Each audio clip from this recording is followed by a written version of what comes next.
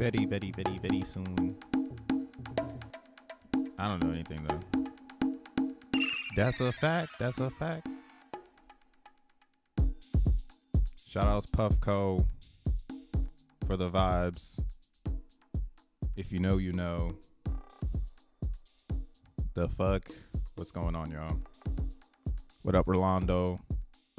What up, Lita? Tree City West in the house.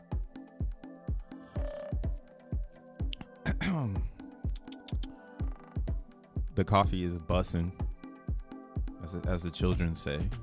Wow, this is a wild ass fucking trendy topic. Yo, that shit bussin'. First time I heard bussin' in New York, I was like, wow. Y'all just be saying anything nowadays. Just bussin'. I guess it's bussin'. I remember when it's popping. I guess popping is not cool anymore. I think things could still pop off, right?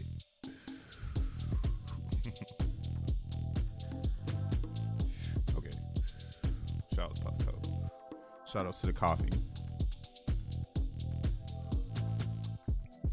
Ayo, no cap. Ain't no cap. Man, I remember when No Cap started to come into existence. Wild time. What a time, bro. You know, now my favorite slang word that came out of nowhere, straight up, is ratchet. I saw the birth of ratchet. I also saw the birth of thought. And thought has gone so far away from when I learned about it in like 2000. It was probably like 12 or 11, maybe even 2010. Right when Ratchet came out, because of the YouTube video of the dudes being like, she's Ratchet. So if you're a memer, you need to know that one. That's part of your history lessons, bro. You better learn how the word Ratchet came into existence.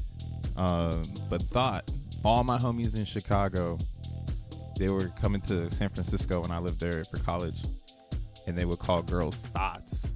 I was like, what the hell is a thought, bro? And they're like, oh, she a thought. I'm like, oh, like you think about her. And then all my Chicago homies would be like, nah, that hoe over there. I was like, oh, wow. Thought, she a thought. But then thought is gone so far into the fucking matrix. Nobody really knows that it stands for that hoe over there. But all these thoughts is in this bitch. All these thoughts. What up, y'all? This your boy, Crypto Bruh, aka More World Peace, the DJ/producer. Coming back again with another video. I was showing the Bitcoin price. I'm chilling, as always. Nothing really serious going on when I'm streaming anymore. The hopium is dead in the streamers. No need to be on that hopium. So, we'll talk about some technology today. And that's kind of why I have that wacky ass fucking title right now. You know what I'm saying? It actually rhymed. I'm trying to match my LLM right now, my large language model. You feel me? Like, ain't no way I can't be like the AI. So there's my poem. This is my personal poem that came straight from my noggin. And it's crypto is a scam. Blockchain is a glitch. X1 very soon. To make a poor man rich. It's actually like rich. You know, like rich. Are you gonna get rich? Let's fucking talk about it, man. I hate that word though. I said it yesterday in the spaces. Shouts to Rome. Simple. They were holding a little space. I fell into it and shit. Like and yeah, I was like thinking, I was like, damn, like somebody was like, yeah, we're gonna get rich or something like that. I was like, I don't know if I feel like comfortable saying I'm crypto rich. It sounds like a normal thing to be. People gonna be everyone gonna be rich in crypto. If you've been in crypto right now, this is nothing more than confirmation. Like, ha. I saw it in stream yesterday. I was like, I gotta bask in this shit. This is that type of shit where you just gotta be in the moment. If you've been in crypto for so long, going back again to an all-time high attempt, ridiculous. Like it's like how many signs do you need to see, right? But what I'm learning and what's fun about Zen, I'm glad I found it 2 years ago. Well, a little under 2 years, a little over a year and a half. Is that it helped keep me on course with the development of crypto as a industry, because the industry is what is going to make a poor man rich, right? It's not going to be a specific crypto, because I mean, realistically, all the poor men are rich now. I mean, this shit was, you could have mined this in your fucking mom's basement. All you needed was the email. That's all you needed, right? That's like, it's like funny. People be like, oh my God, here's some reality shit. Everyone's like, woe is me. And then the one thing you need is like right in front of you, right? And then you'll complain forever. Like, damn, if I only had that book, if I only was on that email list. It's like, stop searching for that shit. Create it. Create the email list, you know, or find the email list. Stop fucking around, right? That's the fuck around and find out meme in post quantum. Ain't no more fucking around and finding out. We finna find out, and then we're gonna fuck around and find something we didn't want to find out, you know, and prepare. That's like it seems. That seems like what the current everything seems to be progressing towards, and I think it is good for humanity, right? I think we need to get to it because obviously we still building railroads as like human beings, and Bitcoin holding it up. Poor man is fucking rich now. Everybody else is trying to get their share, and that's all right. I'm excited to see everybody here, right? But when I step out and I look at this from the 35,000 foot view, as they say, I see just an industry. So there's still pieces to this Bitcoin thing that need to happen in order for it to continue its mission to wherever it's going, right? I have a wacky prediction. My wacky prediction already, it's been on the chart for a while. Yeah, this is the real world. They don't want Bitcoin, but it's happening. It's happening, baby. And yeah, my wacky prediction is like $500,000 Bitcoin. Now, I don't know how we can get there. And again, this is, to me, it just keeps getting crazier and crazier, right? Like once upon a time ago, I would tell you, fuck no, we can't get to $19,000 Ethereum. Right? I thought 10,000 was enough. But again, when I factor in the concept that the reality is going to continue to pump dollars, like that's the tangible thing until everybody understands the Bitcoin, and they don't get our industry. They don't understand it just yet. They're just getting here. And this is a moment to continue the build. That's kind of how I'm perceiving this second time around, because this is solid, bro. You're looking at a chart right now and you're like, yo, we feeling the wick. Like, that's insanity. If you haven't been buying Bitcoins, or at least dipping your toes in some shit, getting some bitmaps, right? Like if you're on the fence, I'll say, hey, maybe go get some bitmaps, man.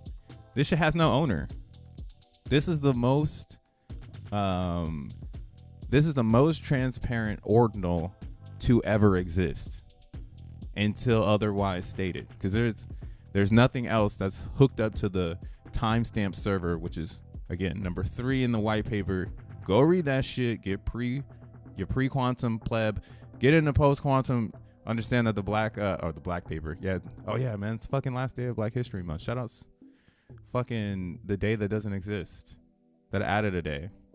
Happy Black History Month. It's the end, and that's why we call the Bitcoin white paper the black paper. Let's fucking go. But yeah, number 3 in that paper, it talks about what the fuck, why am I trying to remember it? I need to just keep it up. That's what I should do. I should just keep it up so I can always reference it forever, or tab it. But yeah, what I'm trying to get at is that number 3 is about the timestamp server, and I'm going full blockchain, boy.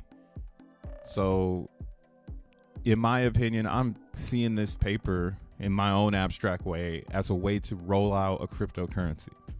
So I'm in the future 15 years later, and what is Satoshi trying to tell me with this? And to my own fucking mind, it seems to be instructions to roll out the most decentralized, fair crypto possible. And if you follow these instructions, hey, you might make a motherfucking Bitcoin.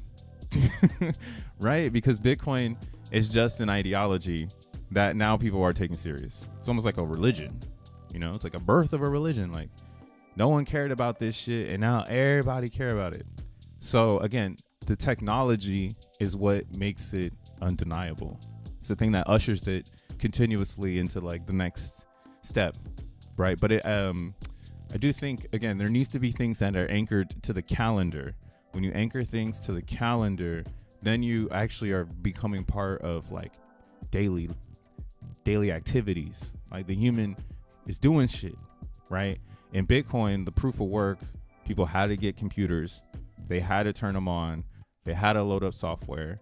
They had to fight bugs. They had to make community. And voila, they got a fucking Bitcoin, right?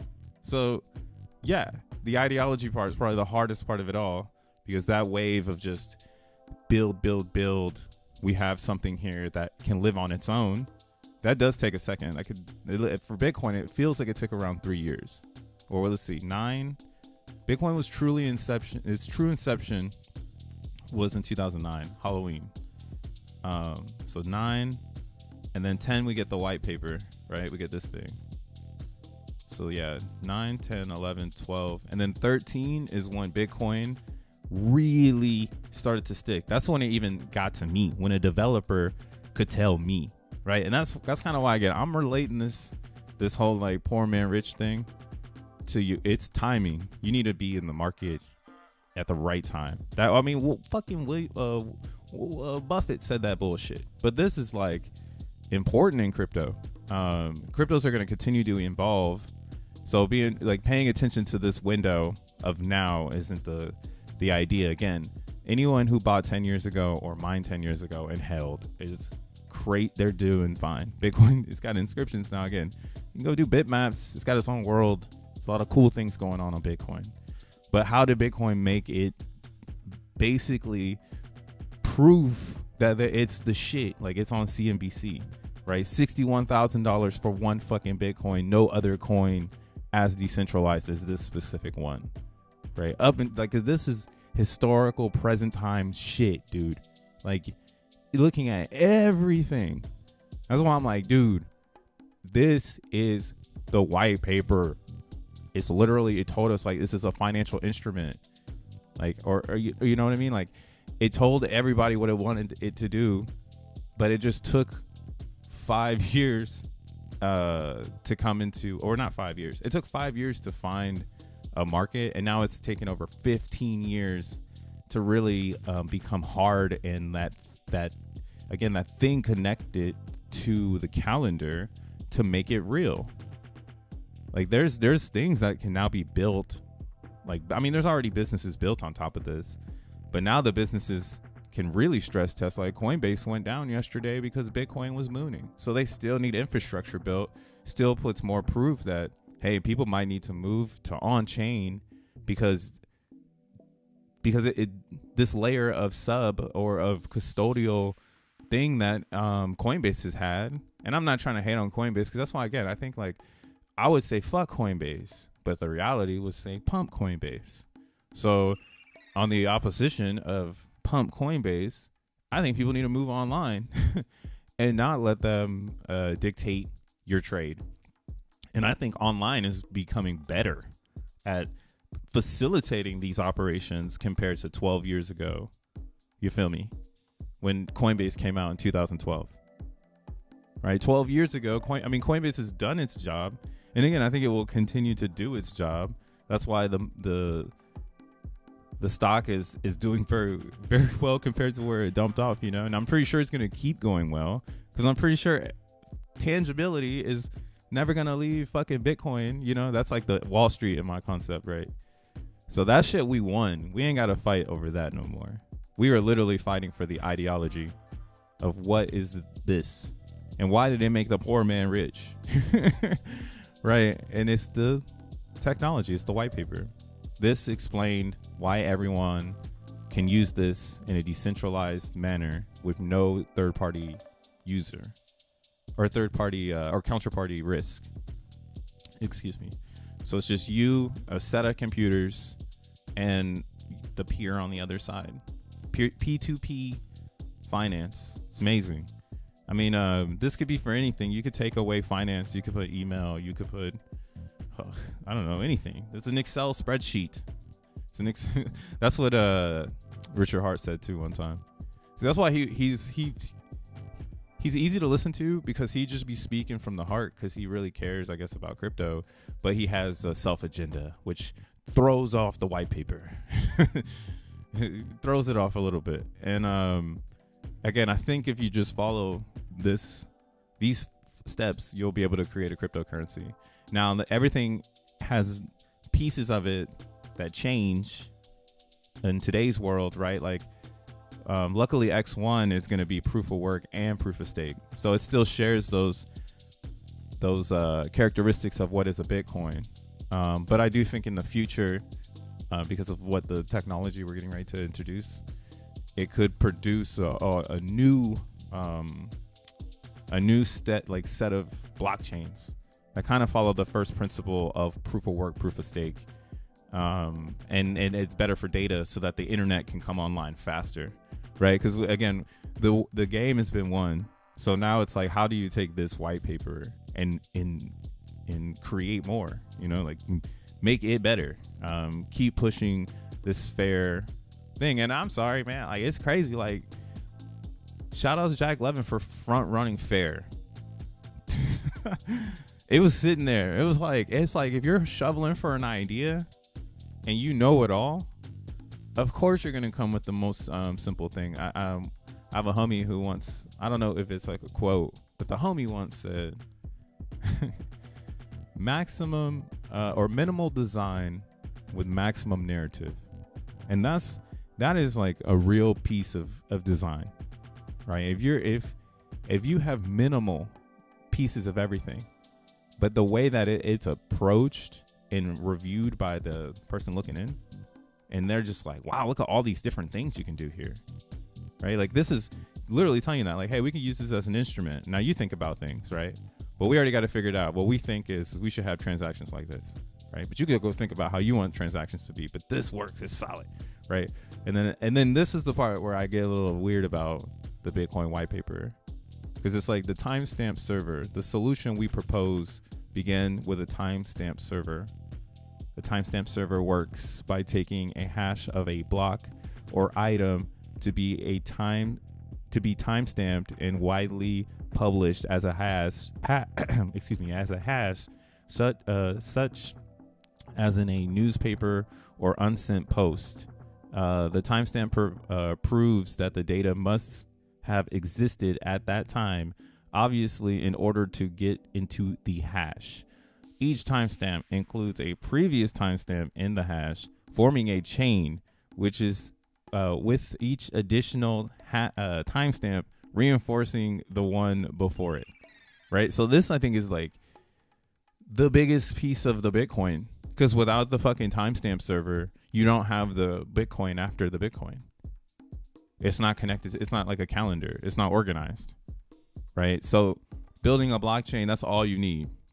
If you can figure out how to speak to that, I think it's great. And then I think if you can really get your user on some sort of calendar, right? And that's, again, why I like Zen, y'all. You mint Zen on calendars. And what we're learning right now is that, it's too hard. It's too hard to get it. It's way too expensive to mint some Zen right now. Jesus.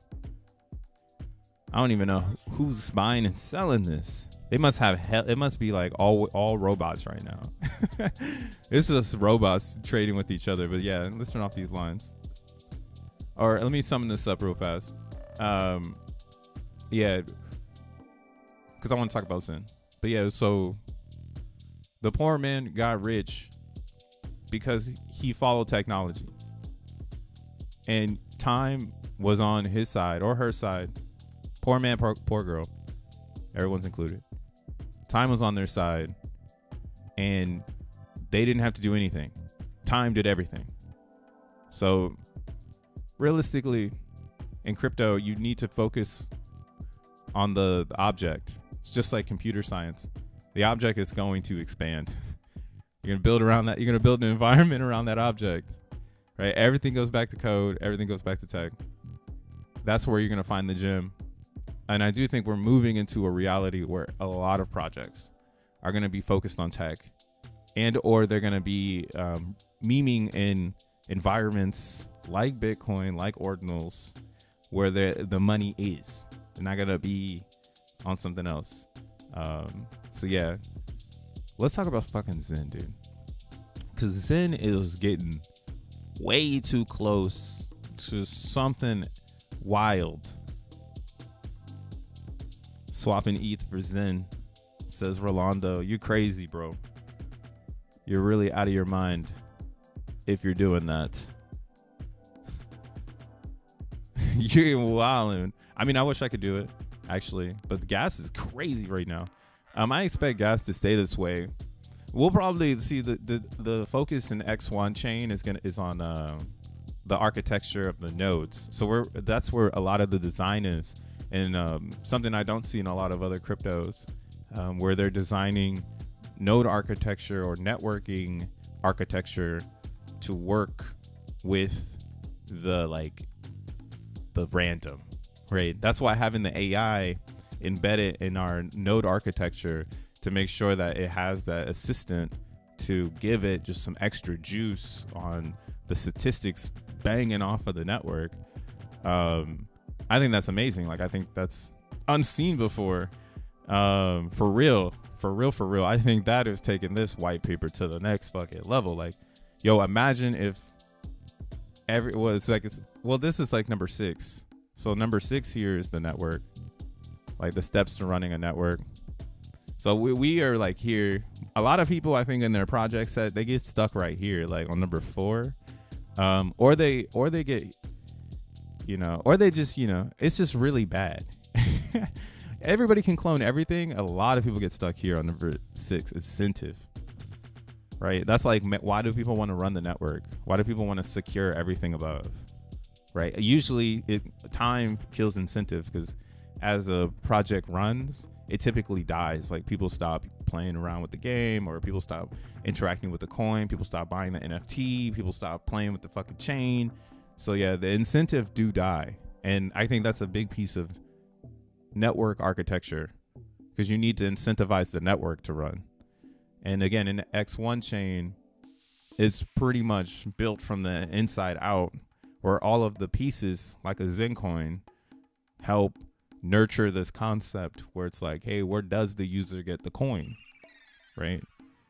Right now, there's not a lot of desire, which is hella weird to me, because when you break it down like this, it's pretty obvious. It's like, oh, where does the user get the coin if they want to get into X1 chain, because they desire something on the other side, right? Like, there's a cool dApp, there's some accessibility. Again, there's an infinite loop of passive income where you can stake your XN tokens to the network and yield more XN tokens to just sell an APR yearly and do something with your taxes that's a little bit different in crypto than every other crypto that wants you to stake into their pool, into their pool, into their pool. That's so nasty to think about. We saw that with Curve. That was a really bad idea. It's a really bad idea to build on one DeFi protocol, because geez, how much was that Curve hack?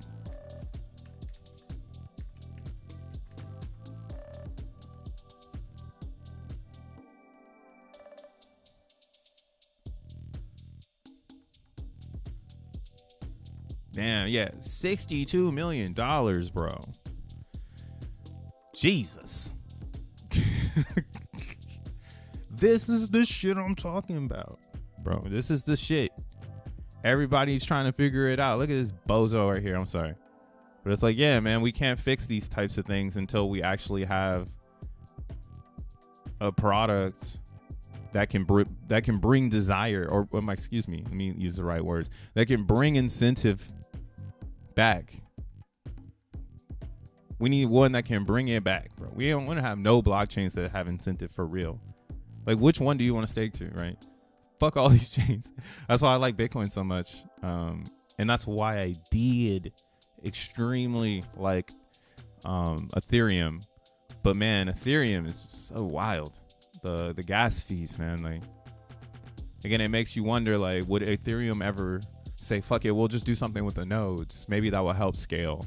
But I don't think that's what it is. Like, at least from the research with Zen World, it does seem like Ethereum is doing it the way that they can do it. This is the way. It's happening right now. Scaling ETH is happening in front of our faces, and we're part of this situation too. They're just not telling people, in my opinion, at this point, because you need to be into that ETH shit to be like, how are they really doing this? You know, because that dank sharding is only for layer 2s. It's not for mainnet, and all the value is on the mainnet, right? So what I feel like they're trying to do is the new value coming into Ethereum, they prefer it not to go into the main. And that's why us mainnetters are struggling. Like, we're actually been priced out already. Like, bro, why haven't you moved to Arbitrum? Why aren't you on Optimism? Why haven't you moved to Base? Like, what the fuck, dude? I thought I could just chill. Like, Ethereum's only been out for like 9 years. And I'm already like getting shuffled out of my insurance plan. I'm just kidding. That's pretty much what they do. They shuffling us out right now. They're like, thanks for supporting us, but we staked the ETH, and now we're gonna make everyone stake everywhere else. Like, I feel you, Vitalik, your mafia warrior. Shout out to Jim with the 5 subs. Appreciate that, man. What up, Dank? What up, Captain Canada? Back for the reply. Gotta get back to making that dirty fiat. Don't worry, flip that shit. That's what you're gonna get. How many X's to get rich in X1? I need 60,000 X from it. Hey, that's that Bitcoin shit. That's what I'm saying, bro. How did Bitcoin do it? Hey, we've already got the blueprint. All we got to do is copy every move, but just a little different. And we like Bitcoin. And Bitcoin is up currently from its creation. What the fuck? Oh, hell nah, fool. This is hell a big number. 32 million percent, 3.2 million percent up from its bottom, bro. This is the oldest Bitcoin chart. Like, I like charting with the Bitstamp. Get the Bitstamp Bitcoin chart. It's the oldest one you're gonna get. Everything else is too fucking new. It's got too much bad voodoo on it. Bad voodoo doo-doo. But yeah, this one is pretty healthy. So yeah, 3 million percent. So you say 60. Bitcoin says we can do 3 million. And that's just looking at this thing, right? Because I think this is the market leader. I think everything falls in line behind this, and we haven't been able to find something that's better than this. Like, this white paper is hitting so hard 15 years later that it's still going, and you can still right now, you can take this right now, get $2 million of investment, and fucking maybe you'll live Satoshi's vision right now. Follow this step by step. Maybe get, again, a little innovative in your consensus of your community consensus or your algorithm consensus. I don't know really what you call this anymore. The heart. The heart of your blockchain, which is going to be your consensus.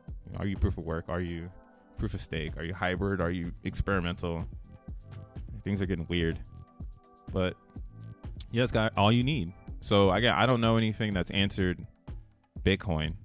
Ethereum got really close, but it can't scale the gas. Because as the price of Ethereum goes up, the gas goes up on the mainframe. And they're basically, again, scaling people out of the network on the main layer to sub-networks, such as like Lido, right? Lido is a staking platform for Ethereum where you turn your ETH into ST ETH, and then it provides you with network block rewards. It's amazing. I mean, and on top of that, that's really what it does. But now people are building incentive coins. We will have one in the Zen ecosystem, which is called XETH, and it'll act as a Egon layer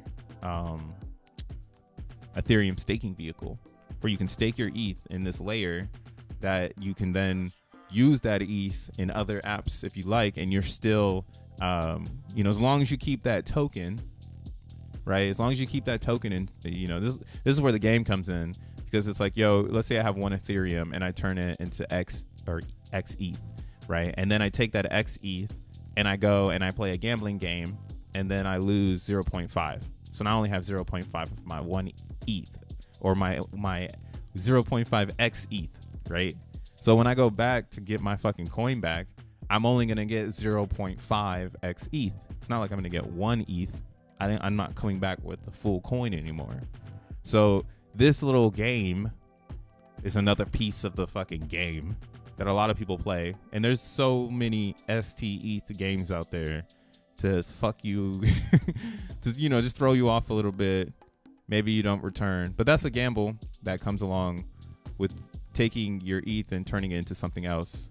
Just know that if you want your ETH back, you're always going to need to have that 1-to-1 ratio. So these staking pools, again, they're harvesting a lot of total value lock. So this, I think, is where we're moving. I do think we're going to be moving into this world where it's just ETH, and that's it. Maybe Solana can climb up there, but or that's what I'm saying. There will always be a person that's going to try to go for ETH. So that's the ongoing race. But if you're just in crypto, you might as well just get into some staking shit. Like, we got like 10 more years before it's really, really, really dead. Like, that's what I mean. Maybe people are working for crypto at that point. That's when it's like, damn, you're in crypto still? Jesus. People work for that shit. As evil as that may sound. Yo, what up, Zenzel Washington? How's it going, bro? Cold cluster in the house. Yeah, I'm not really worried about Zen though, because like, if you see what we've done, we've set up so many rails to get to be part of the liquidity race, to be part of the real space race in blockchain. The blockchain has been stagnant because, again, too many people have been using, in my opinion, this format in a quantum world. All right, that's why I keep using the quantum concepts, because once you go post quantum, you're dealing with random, right? Because it's true, you really don't know what the fuck is going on. And that's why it's cool to have computers give us statistics on random acts at astronomical levels beyond my brain. This is fucking cool. It's a goddamn calculator that can do this. Like, now we live in this world. Remember the calculator where we would just type boobless on that motherfucker? The fuck? I bet that's how so many people use NGTV. Like, I bet a hell of people just come over here and go like this. Where did the phrase? Oops. I will fix it.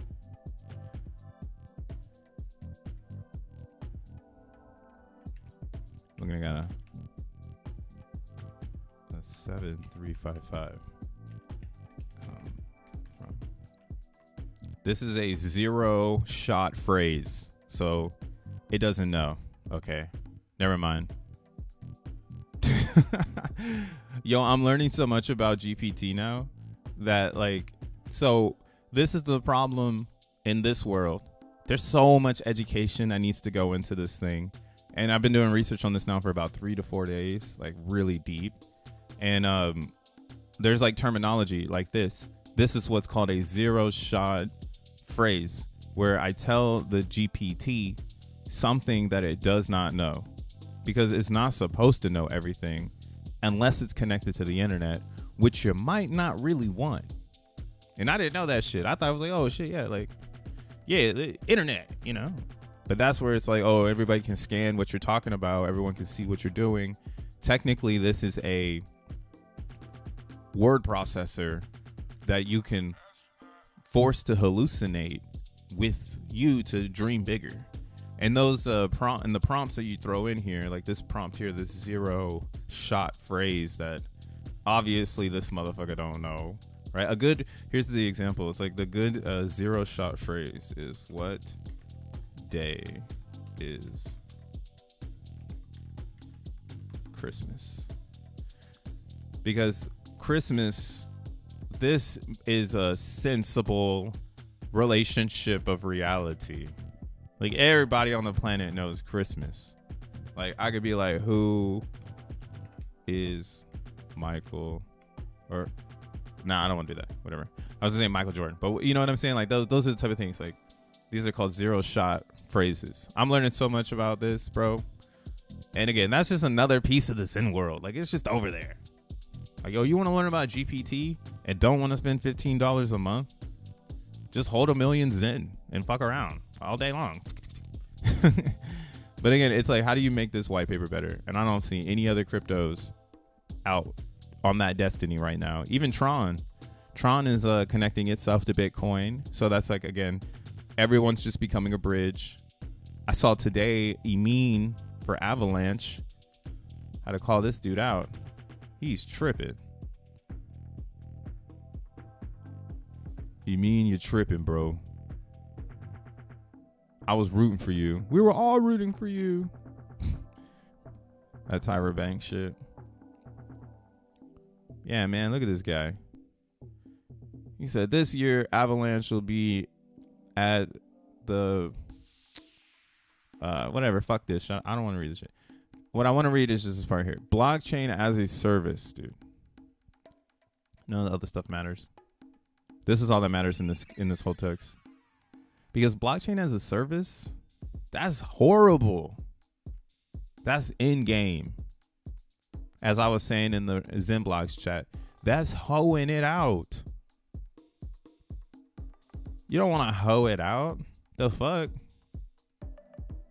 We want to use the chain. We don't want you to feel like you need to go and give it away. It's not the game, dog. That's not the game. So again, this is what I call pre-quantum bullshit. Because it makes no sense. It's like, why would you sell it? Why would you sell it like this? Like, you're the main dude. Hire a team and tell the team to tell the people. Make a whole thing, bro. Make a whole organization. Fake it. I don't know. Call it something else. I thought you had the Ava Lab. Have Ava Lab push this. And don't you ever talk about it, because you're supposed to represent Satoshi's vision, you motherfucker. Now I get it. So I can't wait to get off Avalanche. I can't believe I got baited in. This is the last blockchain I ever got baited in, and it proves itself correct. Right? After Avalanche, it's just X1 chain. And then I've started to build my Zen camp on Phantom, because it's a fork of X1. It's like now Phantom forked X1, not X1 forked Phantom, with all these upgrades. But yeah, Phantom's doing pretty all right. Up 12%. Yeah, here, let's see some Zens. Oh, X1 versus Zen. The memer for the guys in the beamers. License. Cleo said you need a license to use a fork. Yo, my guy, what's up, Young?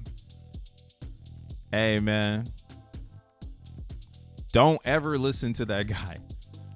That's not my advice. I'm not gonna address what he said, because I'm just gonna be like, bro, just don't even listen to bro.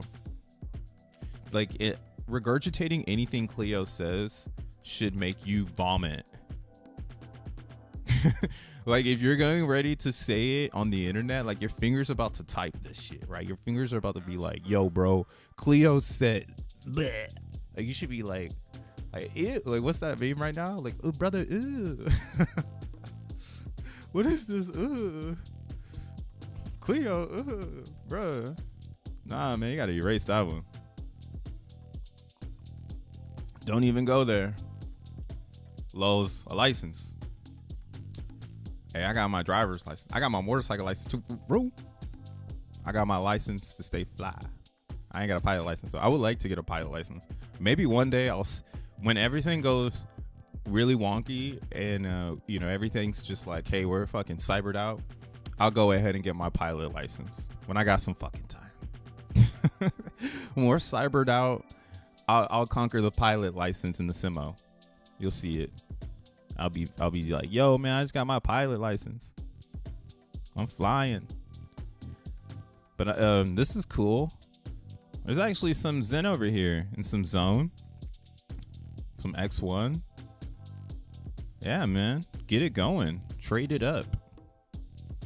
X1 is pretty funny. I don't know what's going to happen with this one, though. There's so many different things that can happen here. Because now what we're starting to see is that X1 chain is developing think of it as like a psychology portal, right? It's like right now, people need Jack Levin to fall in line. It's awkward. I hate it. I honestly don't understand it. I talk about Zen every single day. Yo, come fuck with me. But I get it.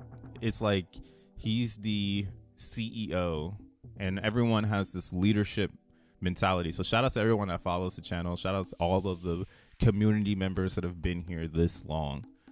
We are actually like the little Xenobots around the Jack Levin. I see him take little samples of our community and remix it in his own ways when he's like debating people, which is cool. I think that's actually a good leader trait, to recognize that your community is a little bit cooler, or or you have a cool community. I shouldn't say cooler, because he's cool in his own way. And I'm not saying he's taking anything from me or from you. I'm just saying like our community is so influenceable, or we are such an influence in the industry without people even knowing it, that we're like memeable from all these angles. And we actually have a guy who knows he's in the leader position and knows how to also drive these memes to the house. So that's fucking crazy. Like, it's hard to find a leader that can drive the memes to the house, because they might end up like Richard and become a full-blown meme. And then you're like, damn, bro, like, we didn't want you to go full, what's that Tropical Thunder thing? Like, you never go full meme. Like, you just want to go kind of meme. You know what I'm saying? So, and let the community meme it out. And I think this is a meme, dude. I mean, we were memeing it in the beginning. We were saying that X1 was just like, fuck OKX, But it is true, fuck OKX. But who gives a fuck on what the coin does, right? And I see all of the people who want this to be talked about are moon people. So I'm like, yeah, this is such a meme coin. Like, when this moon's off, it's ridiculous.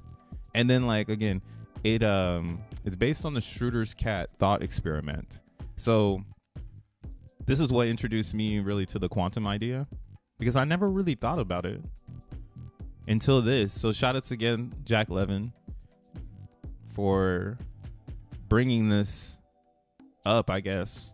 Because this is like some EDU type shit, right? Like, if you're in school doing computer science, or you're studying quantum physics or quantum theory, you would come across this study. But if you're just chilling, my G, you just like got your fucking high school diploma, bro. You're just living your life, bro. Like, what the fuck? Quantum fucking what?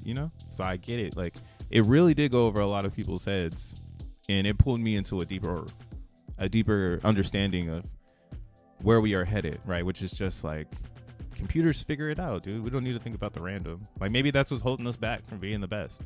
So like, I'm anticipating random when I can just anticipate a scenario that's at its most maximum random.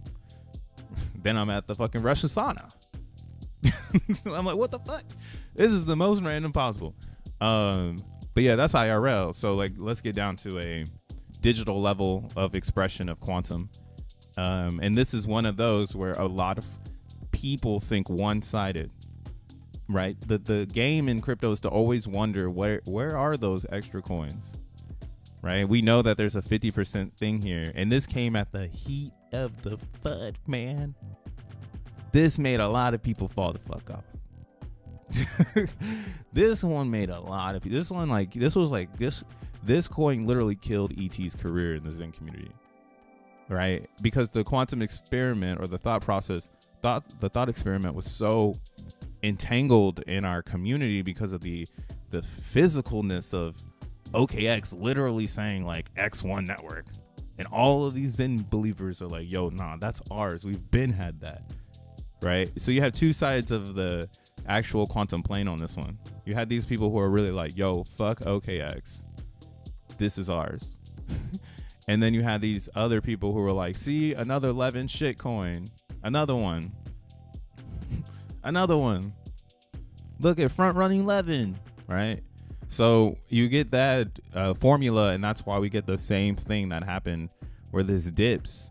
Now what's fun is time. Time is a compounded piece of unit that we don't really apply to much things, but in quantum, time is part of the equation. Like, we live in space and time, so it's not random. It's in there, bitch. You're in this motherfucker, right? So time is compounded in these cryptos. This is something that I'm just seeing from my own research. Time compounds in crypto way harder than anything else. We used to say that back in passive income land, where it's like, you want to compound your interests, right? Because that's Einstein's thing. So yeah, compounded interest is real. But when you compound time, ideology in this crypto shit, it is not like the dollar. Literally. Look at the dollar from 1967. Bitcoin, 2011. What the fuck is going on here? Right? It's the quantum, bro. That's all I'm saying. And now to bring that down to this level, because this is just too much. Now it's like, whoa, this is just too much. But it's just theory. It's like, yeah, Bitcoin's better money. What the fuck? We've been going off the dollar. That shit is, we don't know what that is, the human error. Like, where did the money go? We don't know. Who am I giving my taxes to? We don't know. Like, does that not make sense to you guys? Like, I don't know. Am I the only millennial that's like, yeah, this shit is not making any more sense? Like, maybe it's just not making sense because we caught up to the quantum. Something they've been looking at since the 60s. Like, yo, what is this random thing? Like, now that because a computer has a transcender, transcenders. And those are the things in your processors that send back and forth information, right? They're basically, as Jack said, the gate of ones and zeros.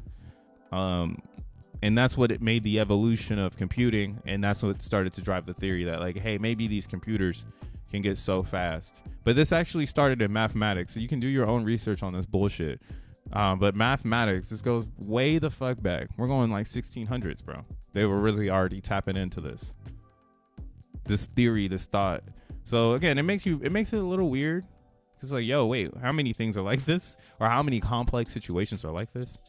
But I'm just glad that we were able to see this social experiment / thought experiment on a tangible level. Because I still hold my coins. I did that one.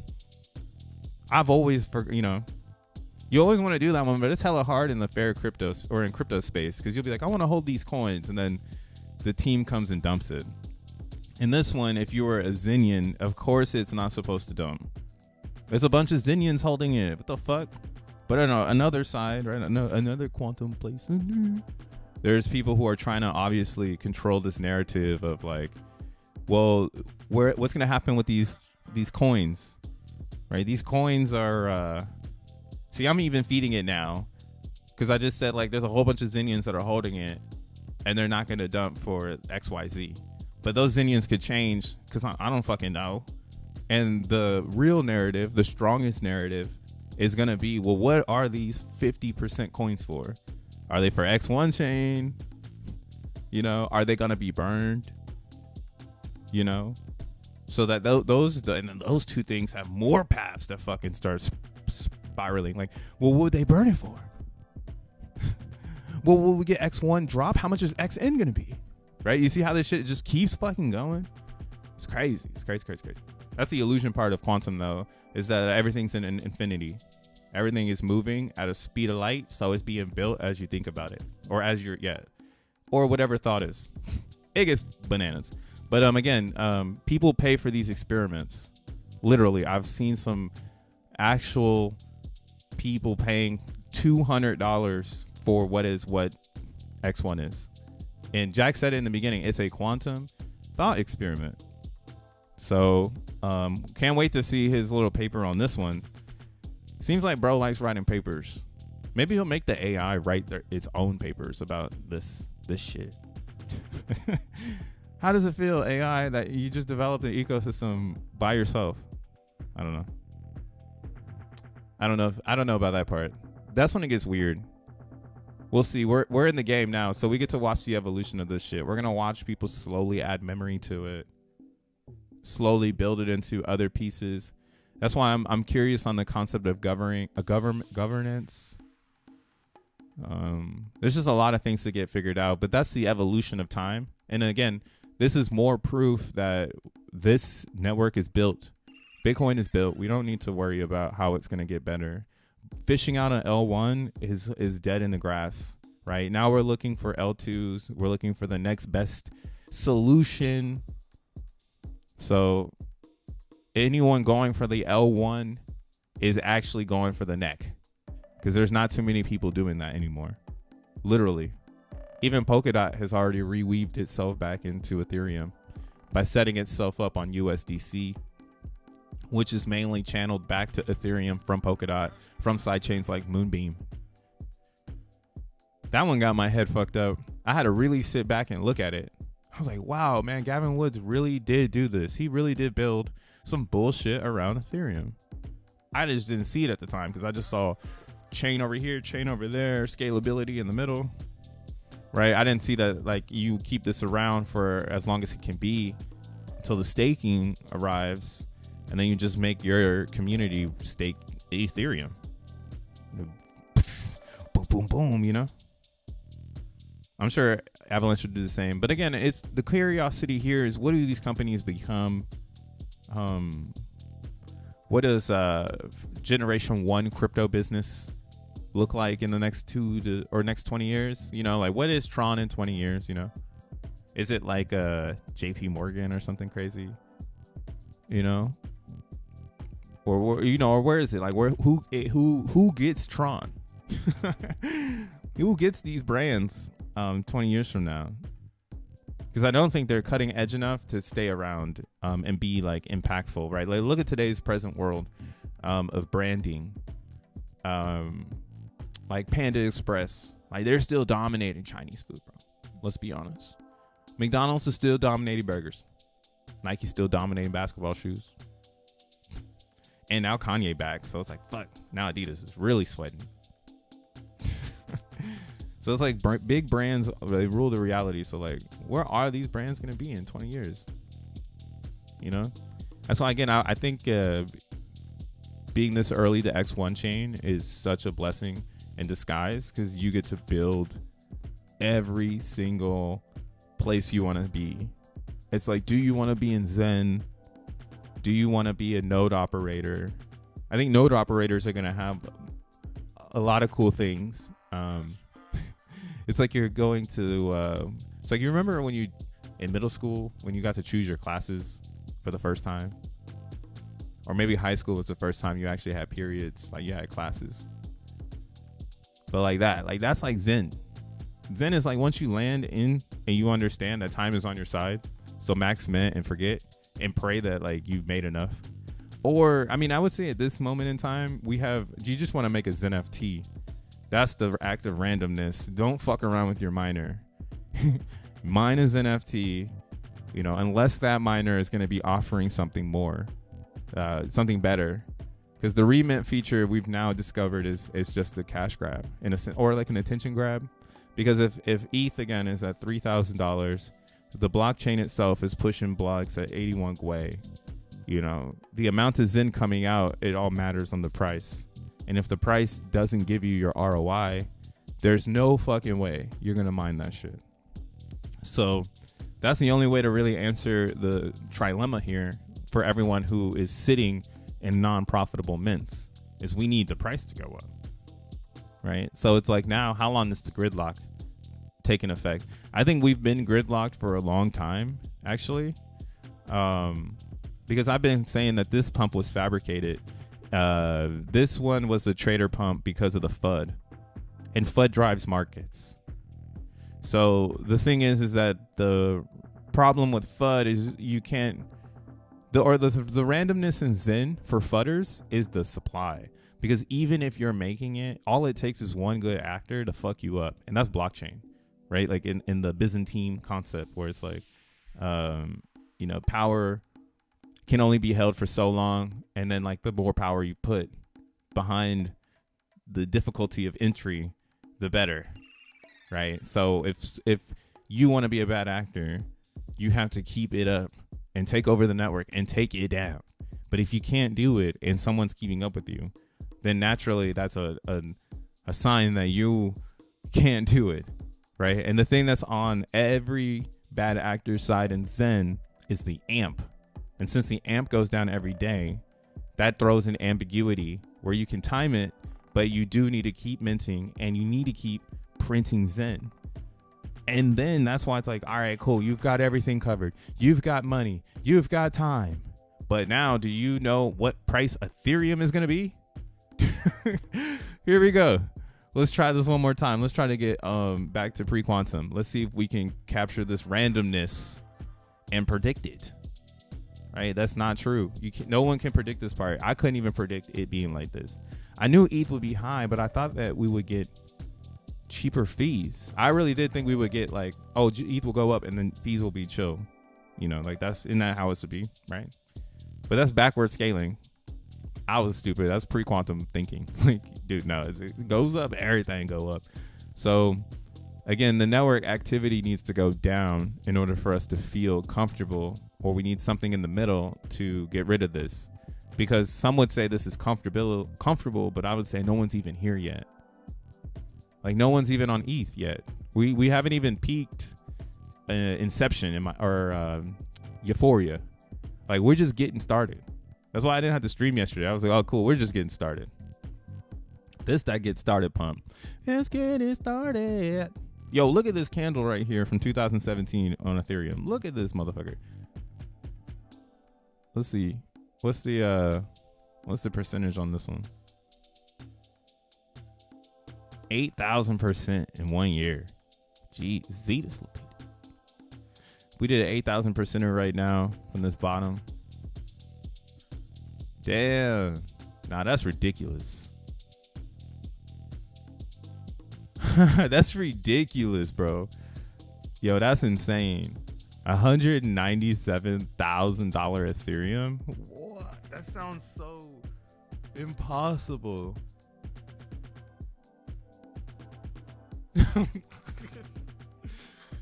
That sounds so impossible.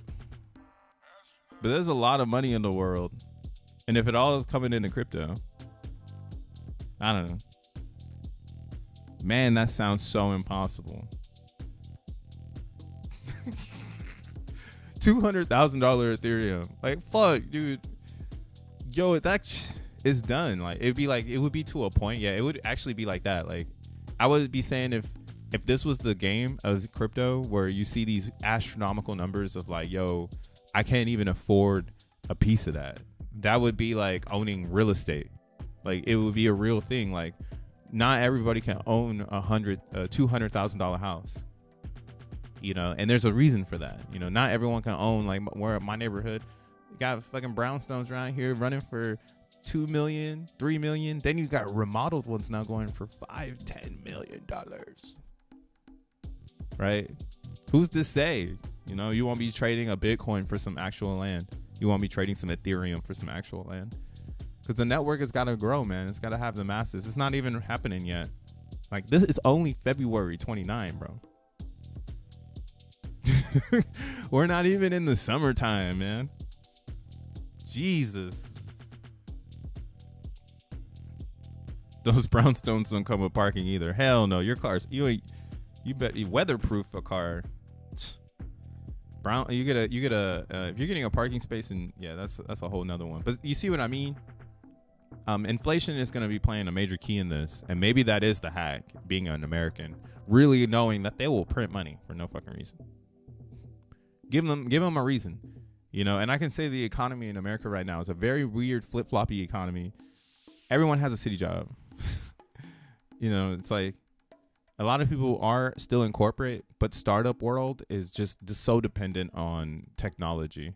And technology has been so stagnant, right? Everything's figured out, right? We figured everything out, you know? Right? Again, that's why I think cryptocurrency brands will be some of the biggest on the planet, because we ain't got everything figured out right now, dude. There's no way. The random is there. We live in quantum. There's just too much randomness to say that we know it all. And yeah, that's kind of why, again, I think whatever we're in search of, crypto is a part of it. And the reason for that is it's emotional. People build their worlds around it. It's such a fascinating like unit of this reality that like no one really thinks about right now. But it's apparent that it's getting ready to be in everybody's faces. You know, just like when the internet was born. We're in the same era. And I'm sure, I mean, I don't have enough OGs that pop up to tell me the nostalgicness of feeling the internet come online. I think it's because they're all developers and they keep their heads in the computers. Millennials, we're a little different. We're like open to like the podcasting. But a lot of the OGs, they trapped up, bro. They're like, nah. Find me on Telegram.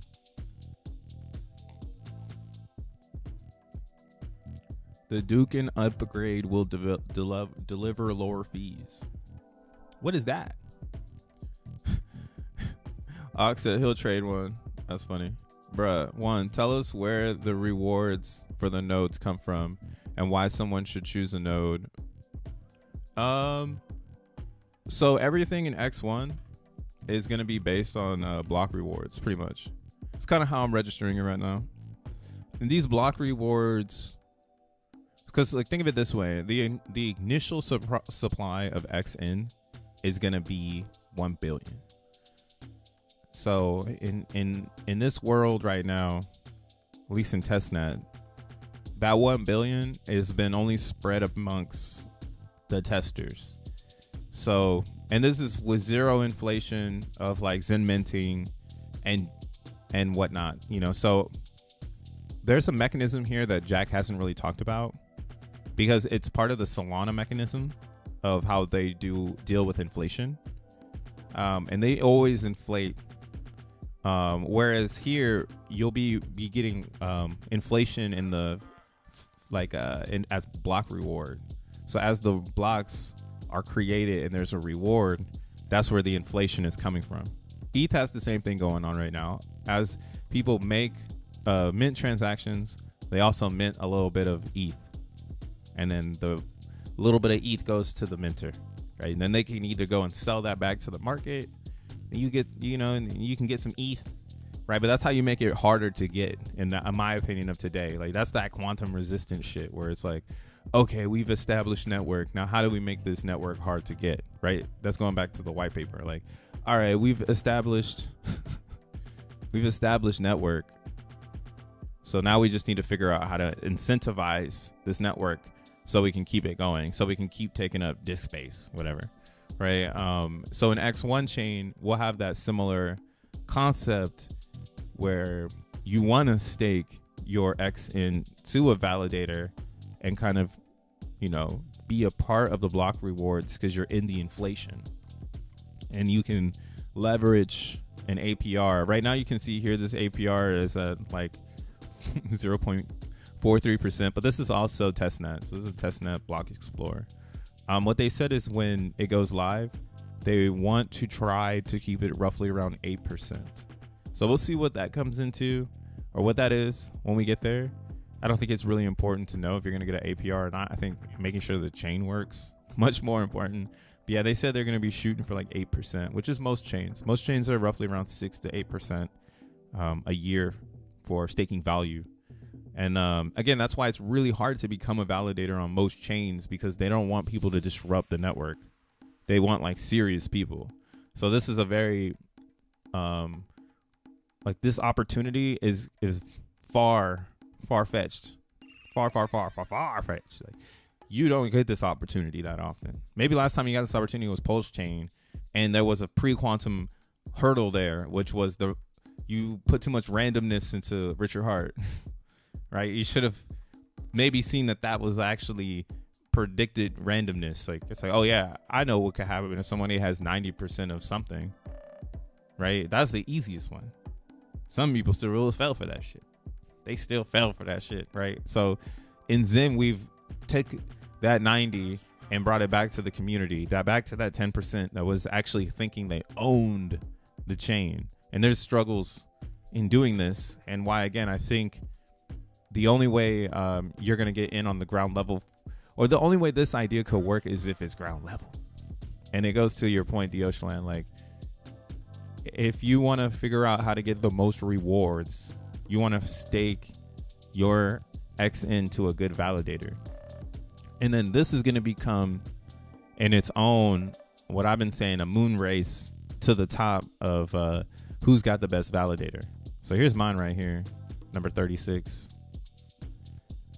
Shout out to my 7 delegators. Somebody threw 69 in there. Let's go.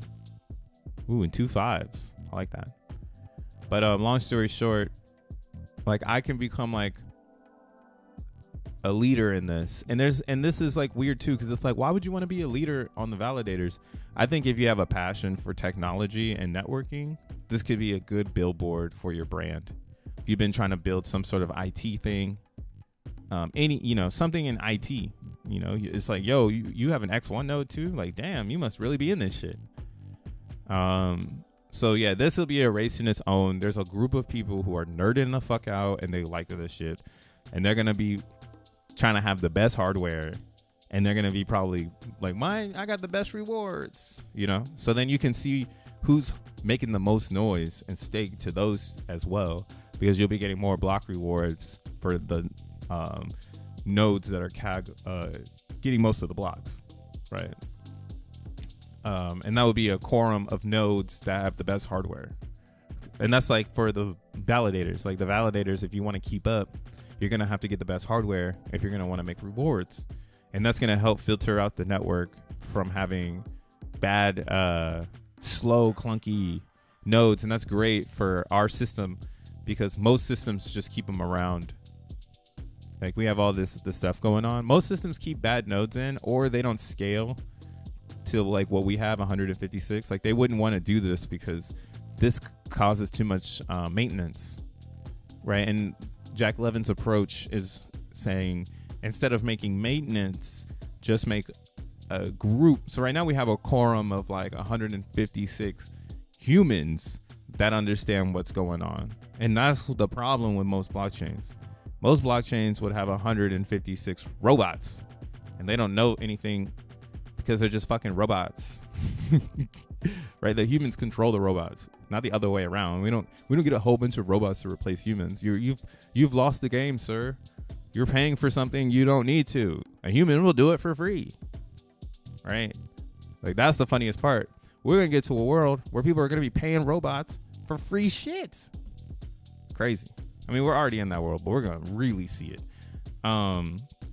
So this way, building this quorum now, and everyone understands the opportunity, especially going back to the theory where it's like, hey, if you're testing X1 chain, you're doing the research, you see that everything else isn't like it. There's nothing like it. You have this possibility to become a node operator, and all you need to do is keep it on. You need internet, or you need a cloud server. You just got to keep it on, and you can hash with a bigger network to maybe start something new that no one else has attempted. No one's attempted the DAG in the cloud. We have not seen that shit yet. And I think this will birth what everyone's been looking for. Speed, cheap fees, and security. The thing that the hardest things, the security is the hardest thing to answer when you have cheap things. Right? Speed is hard to answer when you have security, because then it's like, oh, I got to go through how many metal detectors? I'm trying to get to the show. We got 17 metal detectors. So there's always going to be that little thing that's going on. And I think this is why you do need a transformer to answer that question of, well, how do we answer that question? You know, because no one can do it, because the humans is the problem. The humans will always be the problem. We will always be the error. We can have the instructions right in front of our motherfucking face, but we still gonna do it wrong, and then go oopsies. Oops. Can we do it again? You know? So again, in this world, you're just gonna want, if you're really focused on being a validator, I 100% recommend you get hit. So it's docs.xennetwork.com. That's where you'll find all the documentation for X1 chain, and you can find the requirements. I think it's right here. Is it the minimums? Let's see, get started. I got the requirements. I guess not, man. Shit. They said just get started. We don't care. Well, what's happened a couple days, or just started now, was oh, here we go. So yeah, right here you'll see the requirements. At least 1 terabyte of SSD, and then you're gonna want 16 gigabytes of RAM. Okay, well, they just kind of did an ASW server just to show you the parameters. This is common, and every single you can go to look at a lot of blockchains when you want to become a validator. All of them have an image on Amazon. Everyone, because it's like, it once you get down to the bare bottom, it's just fucking transcenders in a computer screen that's also created by a transcender. It's all the same shit, you know. What makes it centralized are the units of humans behind that motherfucker. Everything. It always ends up at that. That's why Ethereum has a good one going right now. They seen what they could do. They tried to go, and then they instantly took that value and stored it in the chain, and it's giving it an opportunity, because now it has all these new narratives. Like this, you can stake your ETH here and it's still here, or you can stake your ETH here and it's still here, you know. Like, damn, what a crazy spinoff. I'm sure that wasn't in the white paper. You know, same with Bitcoin. I mean, obviously Bitcoin doesn't have any layer 2s in the white paper, and now it's gonna have hella layer 2s.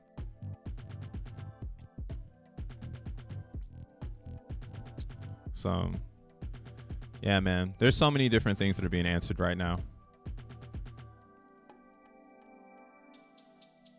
The hard fork upgrade that will delay some mainnet, that will deploy on mainnet March 13th. This upgrade will prioritize scaling efficiency and security through various Ethereum. Oh, you're talking about the dank sharding. Yeah, but dank sharding isn't really helping any. It doesn't help the base layer, and that's where the money is. It's like we're trying to pull a vault up that's from it's like 1,000 meters below the ground, and we're all using our brain power to try to pull this thing up because it's such a good idea. Whatever's in the vault of Ethereum is attached to Bitcoin. We got to bring it up. I don't know why everybody's doing this shit. I'm still trying to figure it out too. I see all the hints, and the EIP 4844, all it does is it adds scalability for layer 2s. So that's why I'm saying it is not really helping the base. It's helping everybody that's around it. They basically saying, I'm sorry that you're stuck there. Like, you were at the bottom of the pit, like, yo, bring me up with the fucking vault. Like, nah, bro, we just bring the vault up. That's how my hex stakes look. They just stuck down there, right? Your Zen is another piece of that. That's the reality of the Zen. Your Zen is just stuck there. You can't get to it.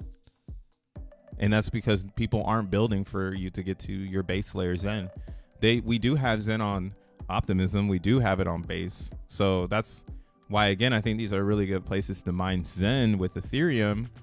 If you're still, into mining, these might not be bad places to build a scenario, because, again, there's going to always be users for Ethereum in these camps, obvious users. obvious. And it's crazy. Those are the last ones to come out too. Now that I think about it. But yeah, everybody on the base layer on ETH, they said, get your shit together. They said, go get some money. The fuck? That broke shit out of here. You can't mint. You can't transfer. That broke shit out of here. We got you better. I don't know. Maybe that's what I'm saying. I think maybe we lost the calibration. Maybe everyone is now like saying like, oh shit, I need to move to a layer 2. And you're seeing the activity of people moving before we're seeing even the activity of real new users that take this back to those 500 days. Y'all remember that shit was like 500 Gwei, 200 Gwei. You like go to sleep, wake up, it said 200 Gwei. That's when everyone's on the network. So again, I'm not thinking it's a bad thing. I think it's great for Zen because it kind of just shows how hard of a non-tangible asset Zen is. It's so hard on Ethereum. It's attached to the Gwei. So if the supply is literally being reduced because the chain is unusable, of course there ain't gonna be no Zen available. Ain't gonna be no Zen available. It's like when you keep asking that quantum question or like, you know, where's the random acts? Our random is built into every chain success. That's why you know these are rails to a bigger idea, because these coins can only be as successful as their chains. And then the chain is the community. So some of these coins actually have really good community and bad chain. And maybe they'll be able to go post quantum and improve themselves and become something else that no one thought about. I do think they need X1 chain for the lift, you know. Kind of sucks for the assistance out of the hole, right? The vault coming out of the hole. You need X1 chain. But just on its own alone, like seeing EVMOS with 28 transactions, mind blowing. Like who the fuck is over here? Like, it's more than AVAX, and this is a major brand. They got $1,000 in volume, but they missing three less. Same with the Coinbase basin. This one's just like it's trying to figure it out. But I think in a different world that it isn't here yet, all these side chains, they mean something. So you want to pick your favorite one. Now, which one's gonna hit off? I have no fucking clue, bro. I know crystal ball. I'm just gonna stick close to the home. So I'm in Phantom Zen because X1 is a fork of Phantom. And I will always travel. Like people will be like, it's a fork of Phantom. Oh, they got Zen on Phantom? Let me check it out. And it's cheap to make it over here. It's one of the easiest chains to interact and make multiple interactions. I think that's important in product. I think a user should feel like it's like Apple and the iPhone and the type of apps that it came with. They were really strategic about the apps that you saw and then the things they put in the settings. You know, that's that user shit. Like, we want the users to hyper focus on this. So knowing Zen is on Phantom, wouldn't this be the one that everyone hyper focuses on? And knowing that it's crushing over here too. Dioslan, can you explain with what you mean by good hardware? So node owners plus people staking XN to it share 8%. So yeah, what it would be is you would calculate out 8% over the year. Now, as a node operator, like me being a node, I have a different, I have a different obligation of work compared to what a delegator has. So if you're delegating, right, your idea is securing the network with your delegation on a node that you feel comfortable with. That's kind of like that freedom thing where it's like, I'm gonna go vote for my favorite president, right? You don't have to vote with anyone. You could just pick one, and a lot of people will probably pick it based on who's got the most. But let's say you do know 36 is crypto, bro. So you're like, hey, I'm gonna go stake with crypto, bro. I'm gonna put a little bit over there. Now, the amount that you started to delegate is what is your 8%. So whether you give me 200, let's say, or whether you come with 1,000 and you put 200 on number one, 200 on me, 200 on 21, 200 on 13, and then 200 on 9. Right? Your 1,000 X and N will still get that 8% APR. Right? And what you're doing is and what you would be doing is spreading out your security. That's the theory. It's like, hey, I'm going to make this network so secure. I'm going to go and give everybody some XN, you know, or the other thing would be leveraging your rewards. Maybe you're receiving just a little bit more daily rewards from another node because they have better something. But what my theory is, I think we're all just going to get to a point where it's just the same. Jack was saying that about the validators. It would really turn into a tech thing where you're betting on infrastructure being worth millions of dollars, which I like. I think that's a good thing to bet on.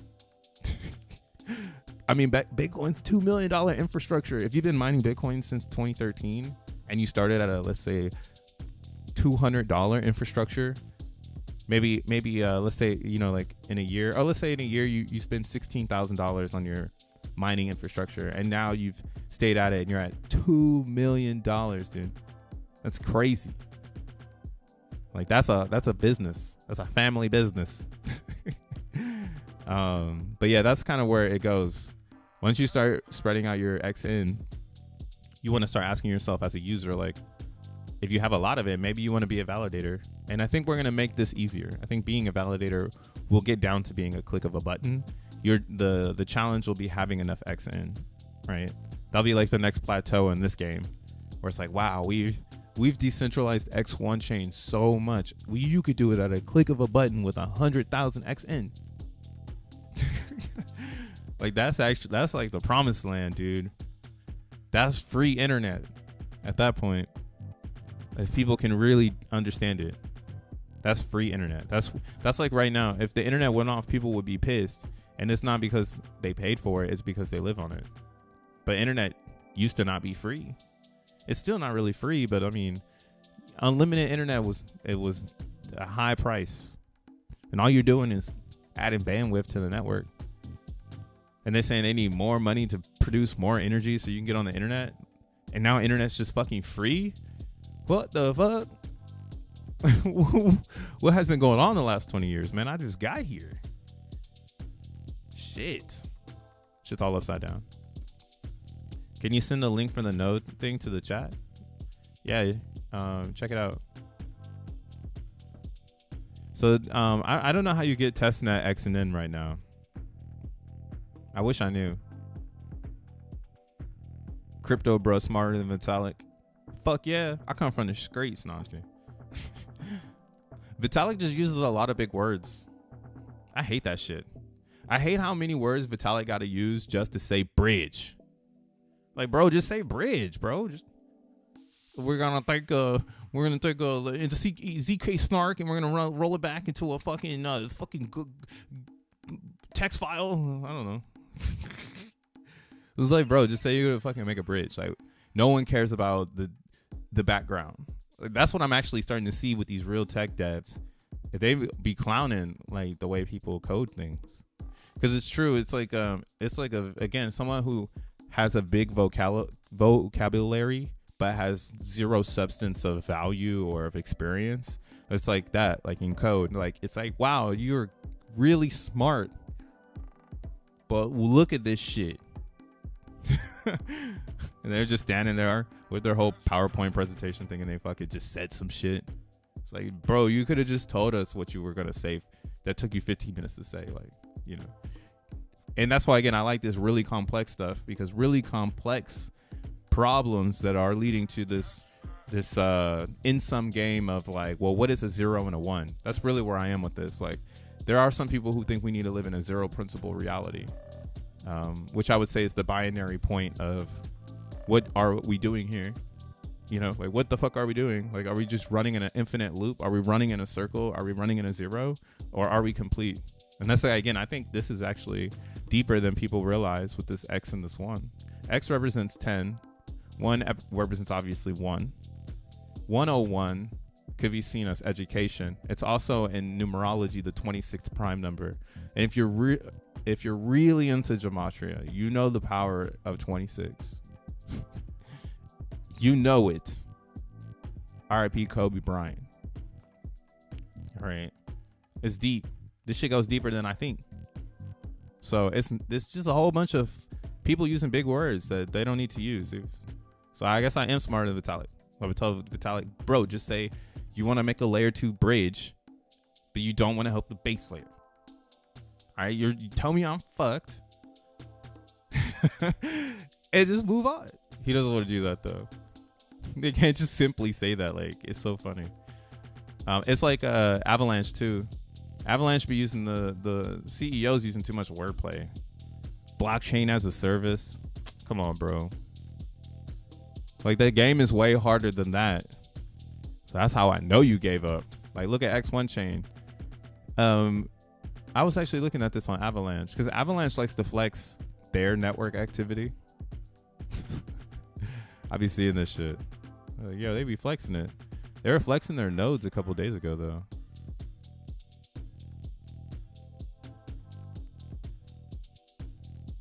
Staking ratio, 60% of the network staked up, 7%. So you see here, this how Avalanche you can get 7.6%. A lot of teams try to keep it close, keep node ratio, and that's what I mean. Realistically, if you're just staking on Avalanche, it's not like running a validator. Validators get way more Avalanche, but just staking rewards is cool.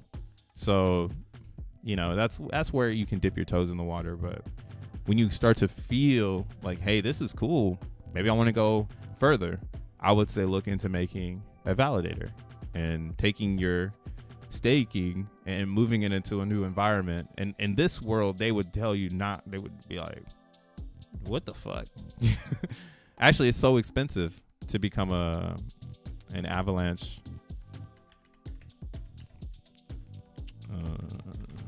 To become a node, I think it's like you need 2,000. They do have, I think, read-only nodes. See, ASW. Where is it at?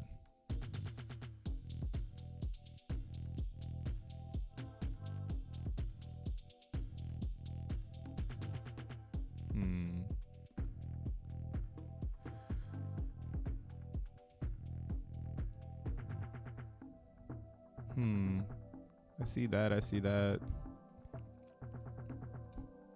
Where's it at?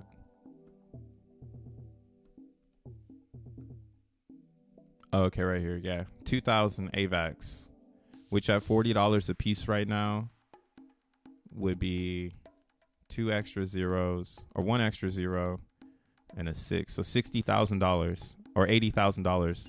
$80,000 and you can stake to the Avalanche network and be part of their block rewards. And yeah, 80, it's like that's a huge bet on, I mean, I don't really know how you want to bet on that when we get to that conversation. That's why for me, like $80,000 for you to become a blockchain as a service, that sounds like a really big bet. There sounds like there's a lot of blockchains for service. Like Coinbase in a sense is a centralized blockchain as a service. And you're going to go head to head with Coinbase. You can go head to head with Binance, with Polygon. And like Polygon's going crazy with their blockchain as a service. So you're going to go head to head with Cosmos.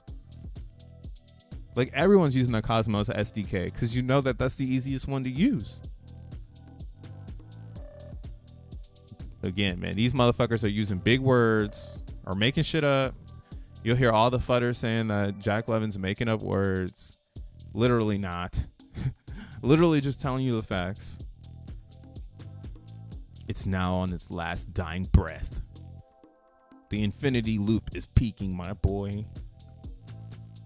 2,000 AVAX. They better load this shit down, bro. Can I lose my XNM or my XN if the validator makes shit? No, so when you stake to a validator, if the validator, let's say, goes into maintenance or they become a bad actor, your delegated stake would go back to you. So what would happen is the validator gets slashed and the validator gets their 100,000 XNM taken. But all of the delegation XN would go back to everybody's wallet that was on that node, because you're not the bad actor, right? You just came and thought you were supporting someone, but they went and did malicious things on the network, so they get slashed. And that's how the network kind of keeps itself protected. But yeah, I can feel you on that. All caps. The market is on steroids. What do you think Zen on ETH will do during the bull run? I've already said it though. I think Zen's top 5. I think it's a top 5 coin. I think the Ethereum one will be the top 5 one though.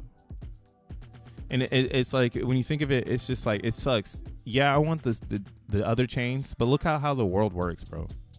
There ain't no way the world's not going to let Ethereum Zen be the one. Like, you're going up against the fucking opposition trying to get ETH, or trying to get people to stop believing in this. And then you have DB Zen. So this is the part where I think like Zen is top 5, because you have things like DB Zen, which are built on the back of Zen, and they do well when Zen is doing well. And what's crazy about DB Zen is if it takes on its own life, which I think it already has, but I mean, look at the chart. Like, it's getting ready to do something epic, and I haven't done anything. I just stake and forget about it. Wow, fair crypto. It's getting ready to do its own thing, and if it goes off, people will start burning Zen again, and then it goes into this new loop. That's the infinity loop I like, man. Burning Zen for a product that has its own vibes, and then now there's a reason to burn Zen, and then this product again is entangled in Zen success. So if Zen start going up, then people over in DXN land, shout out to DB Zen, they start getting worried, because they're like, yo, I don't want to have no coins. Maybe I sold all my coins, right? The halving is happening in this in a couple weeks, so this is going to get cut in half. You're going to get less coins daily in the auction, in the fair pool. So this is doing exactly what it needs to do. It's now going to start naturally rising. We see what halvings do the prices. Look at Bitcoin. Is half of the moon, again, half of the quantum mooning right now is the halving.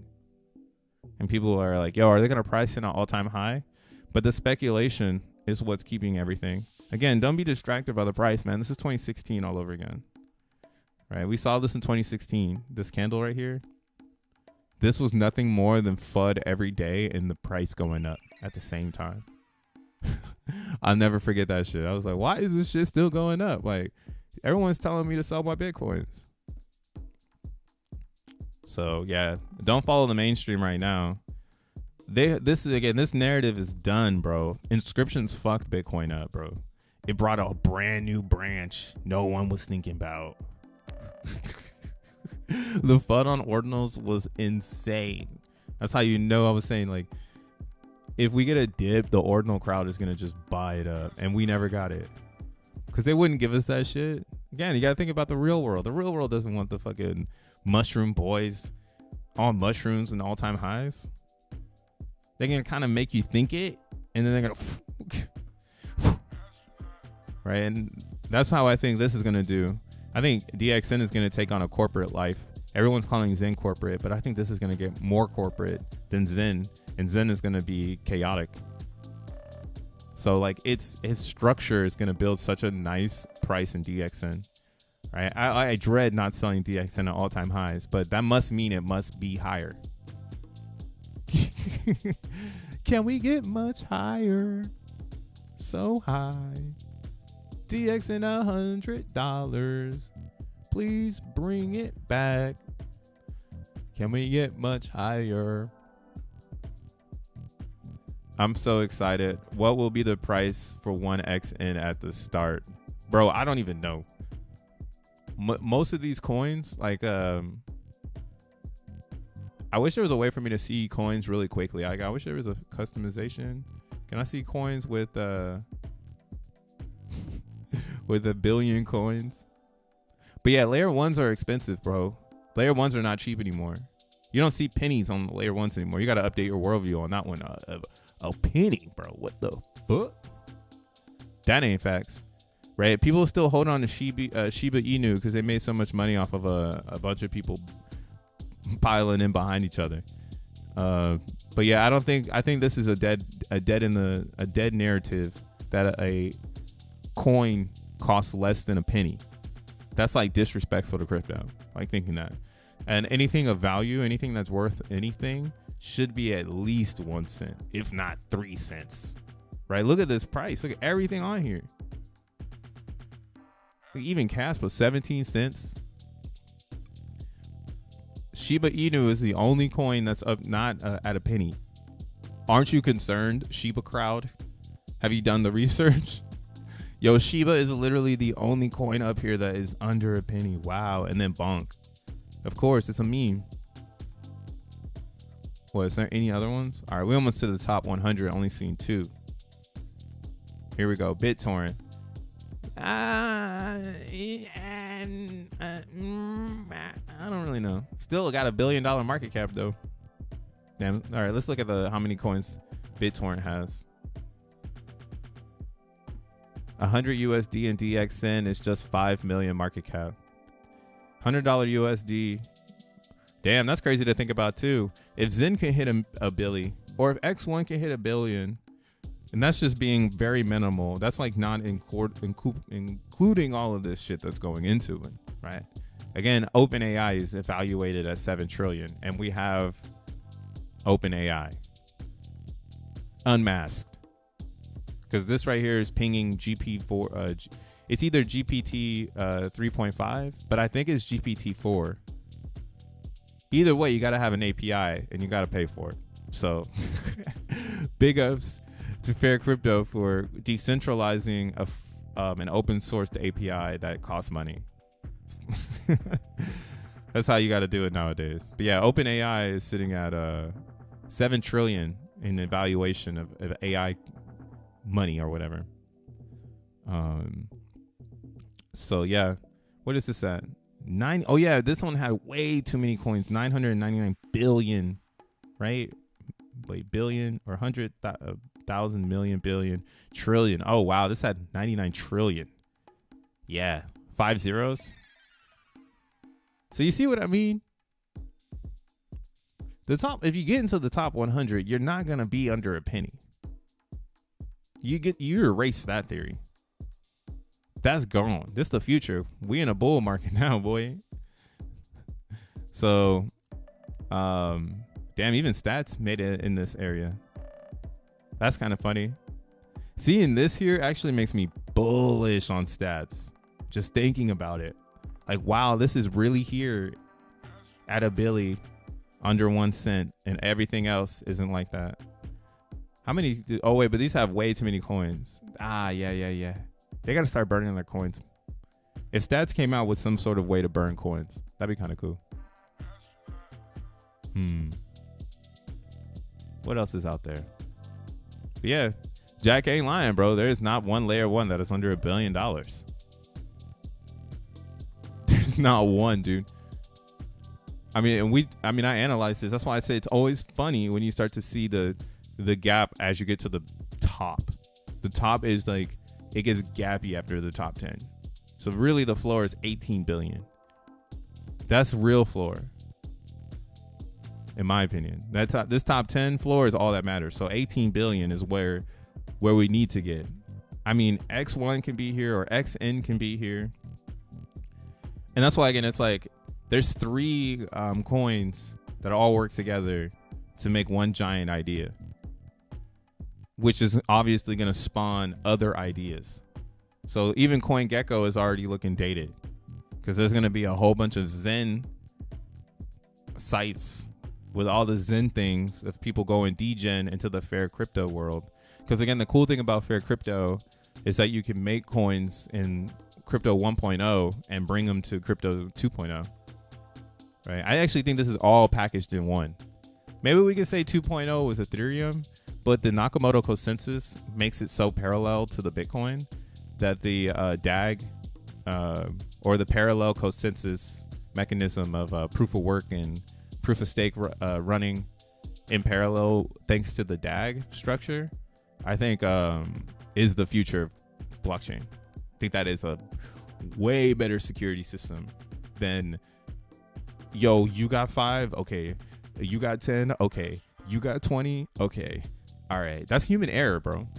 It's like the only way humans knew how to fix things before right now was like who got the most money, who got the most strength, who's the smartest, you know, and that's always going to lead to error because none of us know. Realistically, we're getting a little bit better now that we got technology, you know, so might as well fuse it all the way and become superhumans. I ain't putting no kernel in my brain though. Bro, what do you think? Where will XN be available at first to buy? I'm not too sure.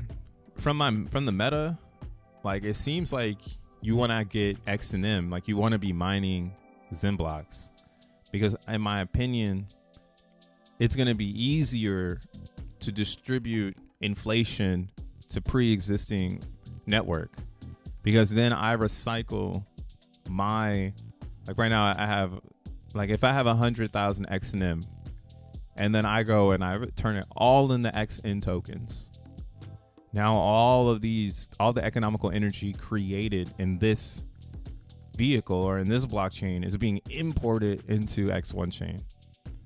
And then I can get those XN tokens and facilitate, you know, my next part of my journey. Right. And again, difficulty would work against me where it would be like, hey, I mine a bunch of these coins just to dump the XN. Like the dumping action in a fair environment is actually difficulty against the person that's doing it. You're making it harder for yourself.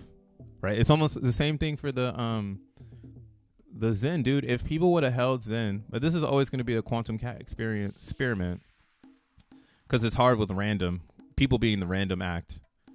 But yeah, it makes you wonder. It's like if people would have held it, could we have beat time? That's a really good question and thought experiment. If people really held Zen, could we have beat time so we didn't have to wait for the moving averages to meet up so we could pop off? And that's kind of why, again, I think we might have another opportunity at this with mining XENblocks because the community is strong. And a lot of the people who have mined do want to secure X1 chain. They want X1 to be the next big thing. So out the gate, I'm sure if it's on Uniswap, it's because some people have moved their coins to ETH. But I think XNM and XN will live on X1 chain. And I think the TVL will live inside of X1 chain. I don't think it's going to be a bridge like a lot of people perceive. They think that it's just a bridge. But no, I think it's a functioning blockchain with Solidity code for you to move in, bitches. Yeah, and everybody wants you to move in right now if you're being curious, because they know this shit is going to be impactful. All right. We know that you don't want to change the Solidity code because that allows for migration. And that's where a lot of blockchains went wrong. Solana being one of those. And now they have an I think a simulator to make Solana dApps in Solidity. But that's where they dropped the ball in dev. They should have been pro Solidity and been more community driven so that it didn't make a war of like Solana versus Ethereum. That was bad marketing. Bad. That left a stain on their legacy. But yeah, we'll see who has the Uniswap first. Shout out to Yoshland for the questions. What up, crypto dude? Sorry, just see you. What up, TD? Nah, we chilling. What up, Zion? What up, Dante? The perfect title. We tripping out here, man. We tripping. We tripping. Nah, I don't know.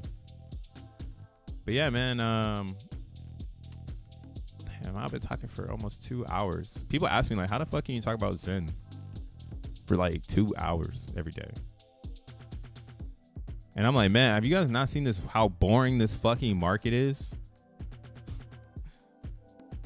Like, this market is so boring. Like, why wouldn't you want to be discovering what's gonna happen next? Because this ain't it. This is a bad movie, and it's like we gotta get up out of here like before the credits, bro. Like, we gotta realize that this is not to the credits. This is not to the credits. Some of it is, but not all of it. Damn, I didn't even notice Titan was down so much. I'm looking for an entry on this though. there's some believers being made over here. Their hearts are, half of building a community is breaking their heart. It's sad, but you gotta kind of fuck people's realities up so that they can think of better things. So we'll see if that's what's going on here. It's naturally happening. I could have told you this was gonna happen, obviously, because in Zen we did it, and in DXN, oh Lord, DXN had to be the biggest lesson of 2023. I brought this lesson with me for so fucking long, and it's still paying divs because I'm staking. Like, the lesson taught me, like, stay put. Who cares? Just stay put. If it's successful, it should work. And if the devs are pushing it, they should make it happen. And if you're staked, you should be getting rewards. And if that stuff is happening, don't check on the cat. Right? That's going and asking when X1 or what you doing next. Like, what are you even going to do with that information? I could tell you I'm doing XYZ, and then you just listen to me tell you what I'm going to do next. Like, you know? Again, that's why I'm open to this theory of, like, don't open the box because we move faster. And if more people get hip to it, it starts to unveil itself. Naturally, we see this happening and occurring because these charts, they do show you a prediction. So some people use schematics so that they can say, hey, maybe on this day, this is going to happen. So that kind of proves that, like, even charting after a certain amount of time, it becomes like quantum. It's like so random that you can start trying to make possible outcomes, which we do, right? That's what all these crazy lines are, possible outcomes, but human made. So they're a little bit error. But now, you know, again, there's people who probably could make a bot strong enough to read this. And it goes back to the X1 theory, where it's like, hey, would this have been better if it had an AI from the beginning? You know, or is the AI knowing about this part, is that actually a better experience for the AI? Having this data set inside of it so it knows what it is before it existed, that characteristic of, like, what was it before it existed, before people knew it was there, right? That hidden mysterious thing, right? That's like right here. Man, when this rug pull happened, is so mysterious of the human behavior. But again, I think DXN has recovered successfully because this community is still here. And that's the trade-off that is hard for a team to keep, because typically in a non-fair environment, it's so unfair that they can't keep that community here down here. Zen is the same, but it's opposite because it just went zero. It just went straight to zero. So the community is being built forever. It's quantum as fuck. Zen is. But now going back to Titan, for those that still like it or whatever, you see, like, that type of compounded concept.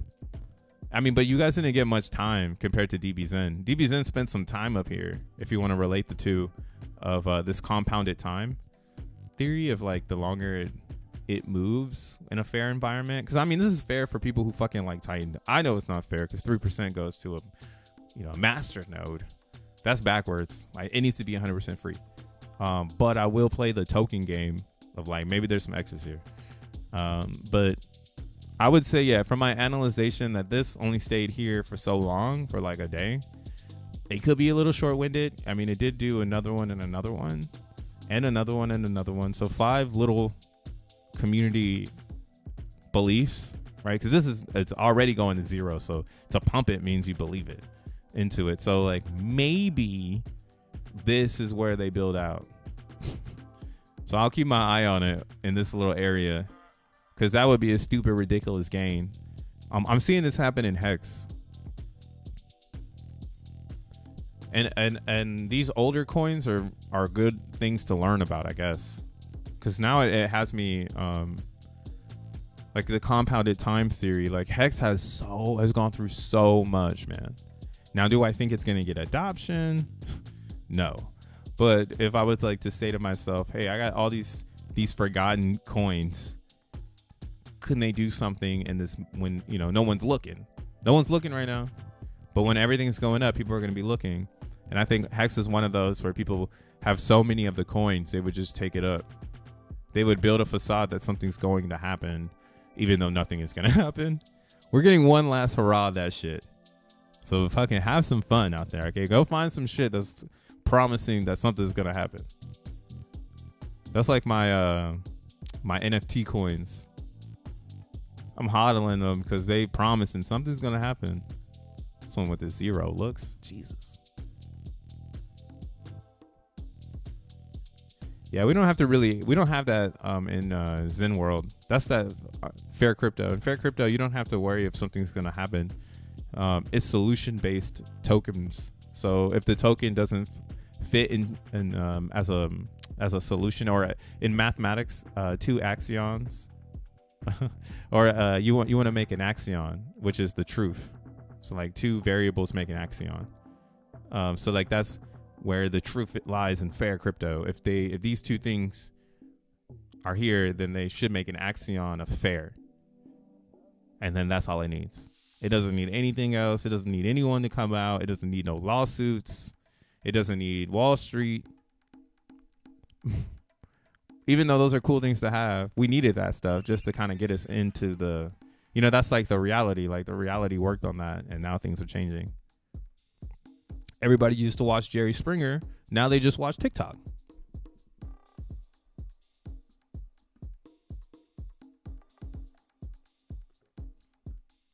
Simply Zen positive. Damn, y'all hating on the Titan chart. This is a sad chart. Wow.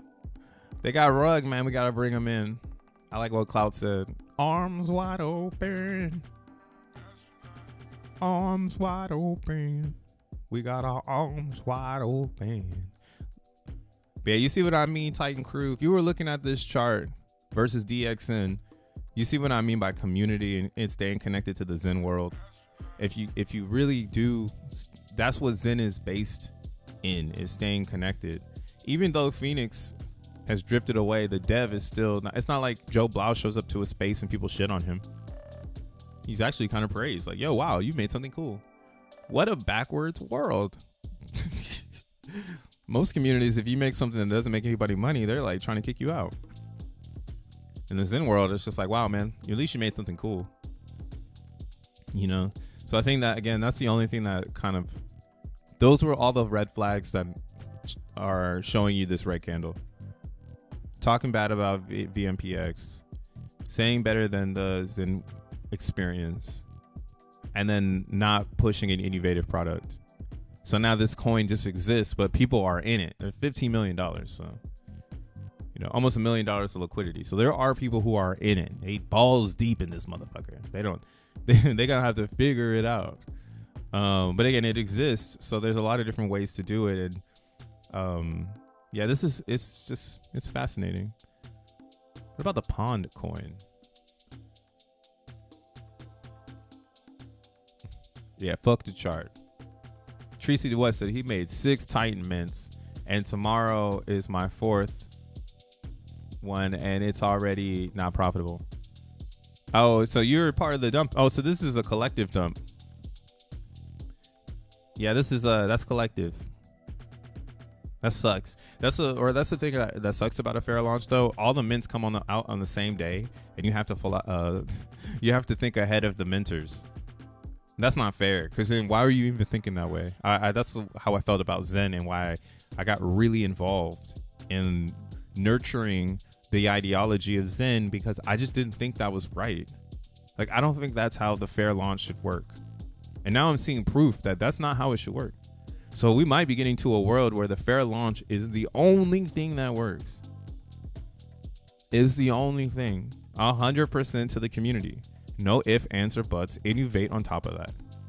And if you can't think of something beyond that, then it's just a sad world for you. I'm sorry. It's like one of those, I'm sorry, my dude, you're just not tall enough to ride this ride. Everybody gets all pissed off. Fuck. It's like, I ain't even trying to hate on you. Like, the reality literally said you are too small to ride this ride. So I think that's just where we're headed with the whole Zen thing, and you making 6 Titan mints and they're not profitable. Like, that's more proof for those that are playing that game that you should maybe not do that anymore. And wait for a fair one, or should we do Titan fair? Because it is different than DXN. It has time locked bucket drops. In a sense, DXN is a daily bucket drop, which isn't as tasty, but it's great for growth. So I'm appreciative of its tiny drops. I'm getting around 47 cents a day with 400 coins in DXN. My coins are worth like $200 or whatever. Yeah, $371 I have in there. I'm getting 47 cents a day. I did the math and I was like, oh, this pays for itself in like 3 years. Right. And that's with 100% community fair drip. People playing the game and at least one ETH going in it. So that's like another parameter of DBZen that's pretty fascinating. The whole like, damn. So even with one ETH, with a certain amount, you can plan out ROI, because all it needs to do is keep that ETH. And if it finds the bottom, like if it's one ETH and the pool doesn't grow because the halvening happens, then it technically like everybody that has DXN coins, that's where the value is. It's in owning the coin. It's not necessarily in the project, if that makes any sense. And that's perfect, because that's the problem with projects. Everybody wants the project to change their life, but the project is just a project. It's not supposed to change your life. It's supposed to be a project. Maybe someone will advertise one that changes your life. That's the Brian Johnson project. He's advertising that shit to save you. But in DBZen, it's just like, hey, you get a little bit of drip. So maybe the drip is not what you really want. Maybe you just want to stake in time is what you want to spend in the pool. You want to just be here for some time, and you have some ETH over here you can collect in the future to do something else, you know? Or maybe, you know, ETH shoots up in price, and then there's a good valuable amount of ETH in here to redeem, right? I mean, again, I've been looking at this, so here we could look at the fees going in. So yeah, it's not what it used to be. That was amazing. That's the birth of a project like this, 100%. And with low gas fees, free Zen. This also might never happen again. I would love to see it happen again, but the uniqueness of the beginning of DBZen is that Zen was extremely free. Like if you made it and you did like 100 days or whatever, you were making it for like $5, $15. So burning it for a $100 coin was ridiculous. So people were throwing Zen left and right. What our hypothesis was maybe in the future, as Zen hit the pavement, it would start up again like this. But now I think the theory is, or the hypothesis is coming to a conclusion where that's actually not what our study is showing us in DBZen. Yet consistency in daily auction participation is what is actually key to success. That's the key to success. Not people burning Zen. Daily participation and keeping the auction where it needs to be. So you see right here, we're hitting astronomical bottoms on this auction. And that's because one, gas is high. Two, Ethereum Zen isn't being claimed. So no one's focusing on DBZen. But again, what do we have going on with DBZen? So the crypto community, they don't really care. But what's Roz cooking, right? He's getting ready to talk at a crypto conference in, and I'm not trying to put any weight on him. I don't want him to be like, you know, I'm doing something. Oh, it's not here. I know he replied to it though. He's trying to keep it low key. That's how you know someone's trying to keep something. That's how you know someone knows what they're doing. When they don't want to advertise the thing that is cool.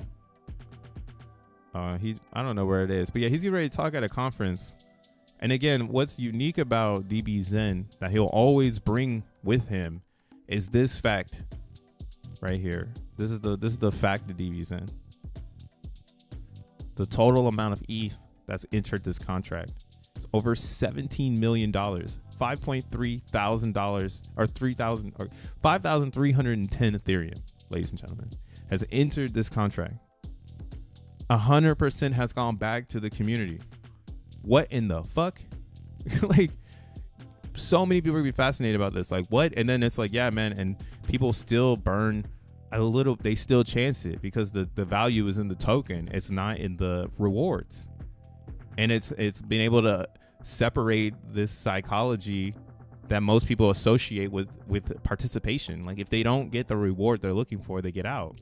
But again, compounded time is being executed perfectly in DBZen, and the longer it stays, the more people don't care, and those that do care keep going, the harder it is to kill the coin, because the value becomes the proposition.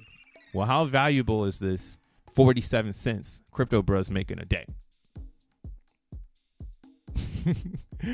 You know, right now that 47 cents is valued at $371.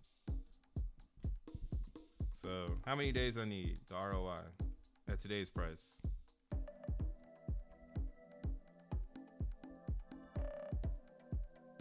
Is that right? Let's see. Let me do it one more time just to make sure.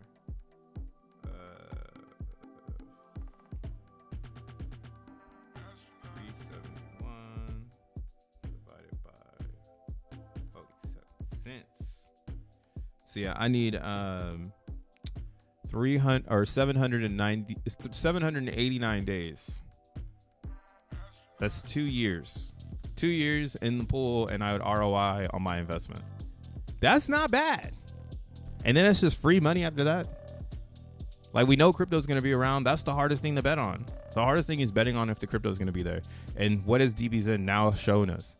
The only way that this stops is if people stop burning Zen. But the plot has thickened where people do not stop burning Zen. They burn it every single time. I don't know why they do it. They do it, but it's like, that's all you need. You just need a couple people playing the game. And then if it catches on or people build around it, it becomes something special that no one really thought about, you know? It becomes this, like, I mean, I was saying this before about DBZen and why I kind of think it's a very fascinating project. If you build around the participation of staking, like if bigger players came in and they made staking vehicles that were in the pool, so instead of it's just crypto bruh staking 406, yeah, it's a giant stake of DXN, and then they build in a way to feed the protocol to feed that stake. Things could get pretty fucking nutty based on this 100% buffer, because it's just a buffer now for whatever comes next. And the DXN token is the token, right? This is the token to access the DBZen library to get to the protocol fee on the AI shit. In AI and transformers, when you're doing the reason why I was saying this is a zero shot phrase is because in transformer world, it has to take each one of these words and make them into a token. And then it uses those tokens to create and formulate sentences. That's why the more complex your zero shot phrase, the worse the tokens, or the worse response you'll get. Or maybe the programmer like Jack Levin will put in, sorry, I don't have enough information. So then, you know, and then there's this world too where people are going to run out of tokens. They're not going to have enough tokens to keep playing or keep asking questions. And that's where they're monetizing GPT, is people asking questions. So I'm embracing this freedom that we have, because it shows me again, like, Christmas is a token that's easy to reference. And it brings up Christmas is celebrated on December 25th every year. So in DBZen being in the crypto library, again, someone can build around this token and it can represent this at the same time. We just haven't gotten there.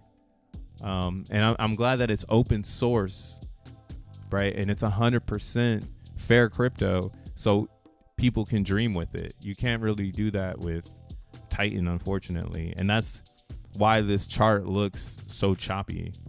That compounded time, dude. Even up here was compounded time, because I think what it was the reason why this looks so nice. This is actually a pretty nice chart, because most of them look like Titan. So the amount of time spent up in this area was the confirmation that this is a good idea, dude. Like, if all systems are a go with the right whales, DBZen is a fucking monster. But it just takes the right whales and the right scenarios and everything to set it up. So, yeah, this is a beautiful chart here. Again, I'll show Titan real fast just to kind of put it into perspective. the amount of short candles to the dump is needed. That's community building. All right. That's why I was saying the people up here are still down here. And that's the hardest thing to do in a crypto, is to keep these top buyers at the bottom buying more. So now they're at the top. Right. That's the game. I would honestly say, though, again, relating it to DBZen, you want to see that for a while rather than days of capitulation. You see this chart? The Titan charts is it's hard to say if there's a community here, because why did it get smacked so hard? Like in DBZen, there were still people burning it and selling it, and that's what helped the price grow, because you had buyers, burners, and sellers. And they had people burning Zen is shooting is mooning. People buying DBZen trying to grab some of this inflation of random acts of Ethereum just pumping out to everyone. I think I even paid my rent last year one time with a DBZen claim. And like, yeah, again, all of that going into it built a community. This is what is the hardest part. So let's see if they build it out though, man. Because again, it's a second inception, so it should be stomped out harder. Because it's going to be harder to make community. Because yeah, again, everyone's already experienced DBZen, so they got a stain on their throat. Like, fuck that. And now a bunch of those people who are saying fuck Titan, fuck DXN are now in Xenify, hoping that it can do what DXN did. And that's why Xenify has just been, it was going up, up, up. But majority of the people who were reaping the benefits here were only people who were getting liquid ETH. I staked everything, and now I've like stopped because I'm like, oh, okay, I'm all staked up. Like, I don't really care about the fees. I'll just wait for it to go to Ethereum.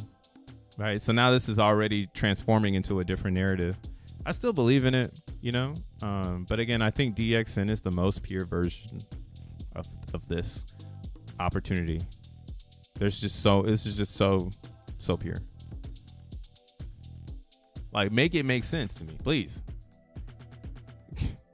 And I mean, the saddest part about those other brands is they don't have as much time as DBZen. So, I mean, but that's like me complaining that I wasn't born, or I was born in 91. So it's like, oh, I didn't buy a house in 92. Fuck. You know, it's not your time. Yo, what up, Michael? Thanks to you, I'm a part of the bull run. Right aside. Appreciate the help. Hey, man, we in this thing. Thanks for pulling up. What's up, Nathan? I have not used my wallet in months, and I can't see my XN in my wallet anymore. What do you mean? That sounds like a blockchain. That sounds, or like a UX or user issue. See, Nathan, this is why our blockchain X1 is gonna have an AI in it. So you just go ask the AI. Yo, why isn't this happening? Because it's just a binary issue. Ones and zeros, my G. But yeah, man, I think we're getting this tiny pullback right now on Zen because the whole market is pulling back and we don't control the narrative. Our narrative, we control X1 chain. That's what we're going to control. So we don't really control this narrative, but I would say this, guys, getting this close to the 200, do not be surprised to see this motherfucker run away from you. We getting close. We getting so close. Like, look at the way I can explain DXN now. And that's not even Zen. It's getting mad. Mad things getting ready to pop off tings. So I'll catch y'all tomorrow, bro. We'll see what this thing does. Well, it says Zen is bottom. Hell yeah. I mean, it's beyond bottom. But if you haven't been DCAing, you're pretty fucked already because you're paying fucking gas fees at 74. That's why I made a lot of moves back here. But yeah, I mean, it doesn't hurt to get in if you're trying to make some bread, I guess, at this point. But yeah, this is looking amazing, man. Right next to that fucking 200. But yeah, it's supposed to pull back right here. But bro, look. All right, hold on. Let's look at this real fast. Bro, just look at the 72.8 and the 200. Like, Like, yo, like the spring on. Oh my goodness. The I told you so is going to be so ridiculous. Peace.